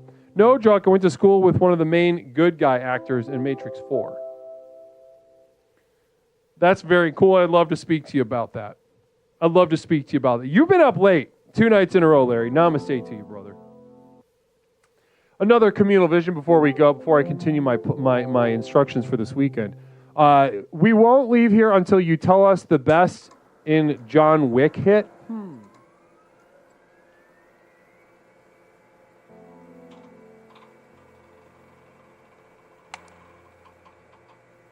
Honestly, when they kill the dog, I hate dogs. And I love the movie, but as far as an emotional hook, it didn't work on me, and I actually enjoyed when they killed the dog.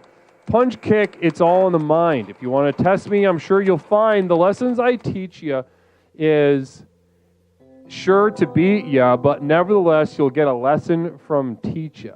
Namaste, friend. Blessings to you. Appreciate that. Now, guys, this Saturday, I'll be in Discord beforehand, but we're going to go live on Instagram for an hour.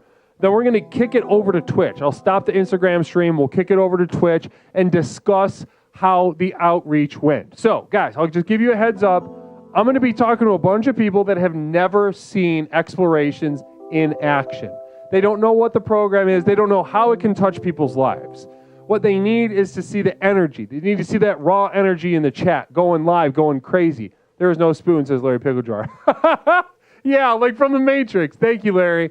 Now, what they want to see, what they need to see is the energy, that live energy, that raw energy of transformation, of people that are confronting God and the universe through a simple yet profound program and Explorations with Leslie Tanner. So guys, I'll give you some instructions coming up this Saturday, but we'll be live on Instagram for an hour, decimating the new followers, pulling them over here, showing them what is possible. Then we'll regroup here and discuss how we can further share the light of Explorations on Saturday evening here on twitch.tv. Hour on Instagram, outreach. Then after that, we will kick it over to Twitch and do a sort of breakdown of how it went and how we can further spread the light of Explorations with Leslie Tanner. Namaste. Now, thank you guys so much again for being here. I really appreciate everybody being here. Really beautiful night. Let's see if OBS freezes. It's usually been freezing every time I open Chrome. Nope, didn't freeze. Cool. Who's streaming? Who should we rate?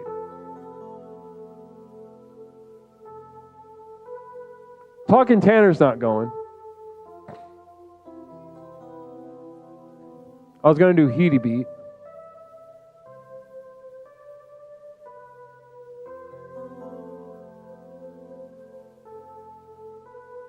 Beach that makes you old. Okay, I'll do that one.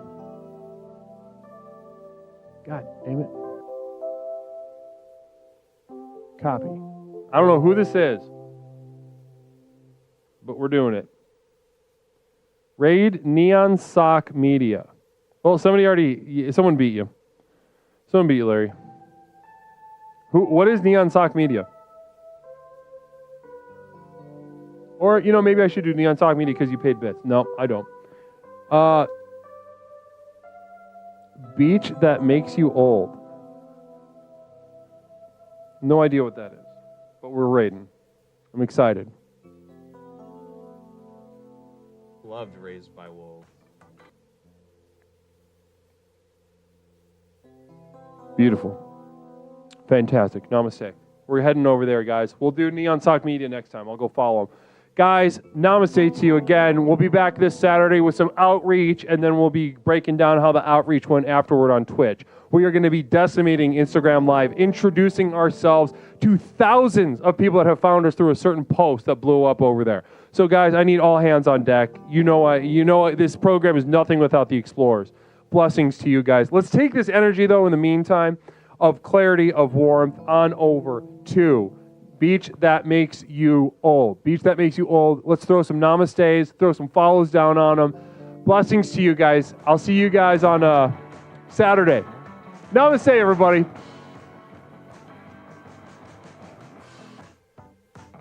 YouTube, guys, as well. Come hang out on the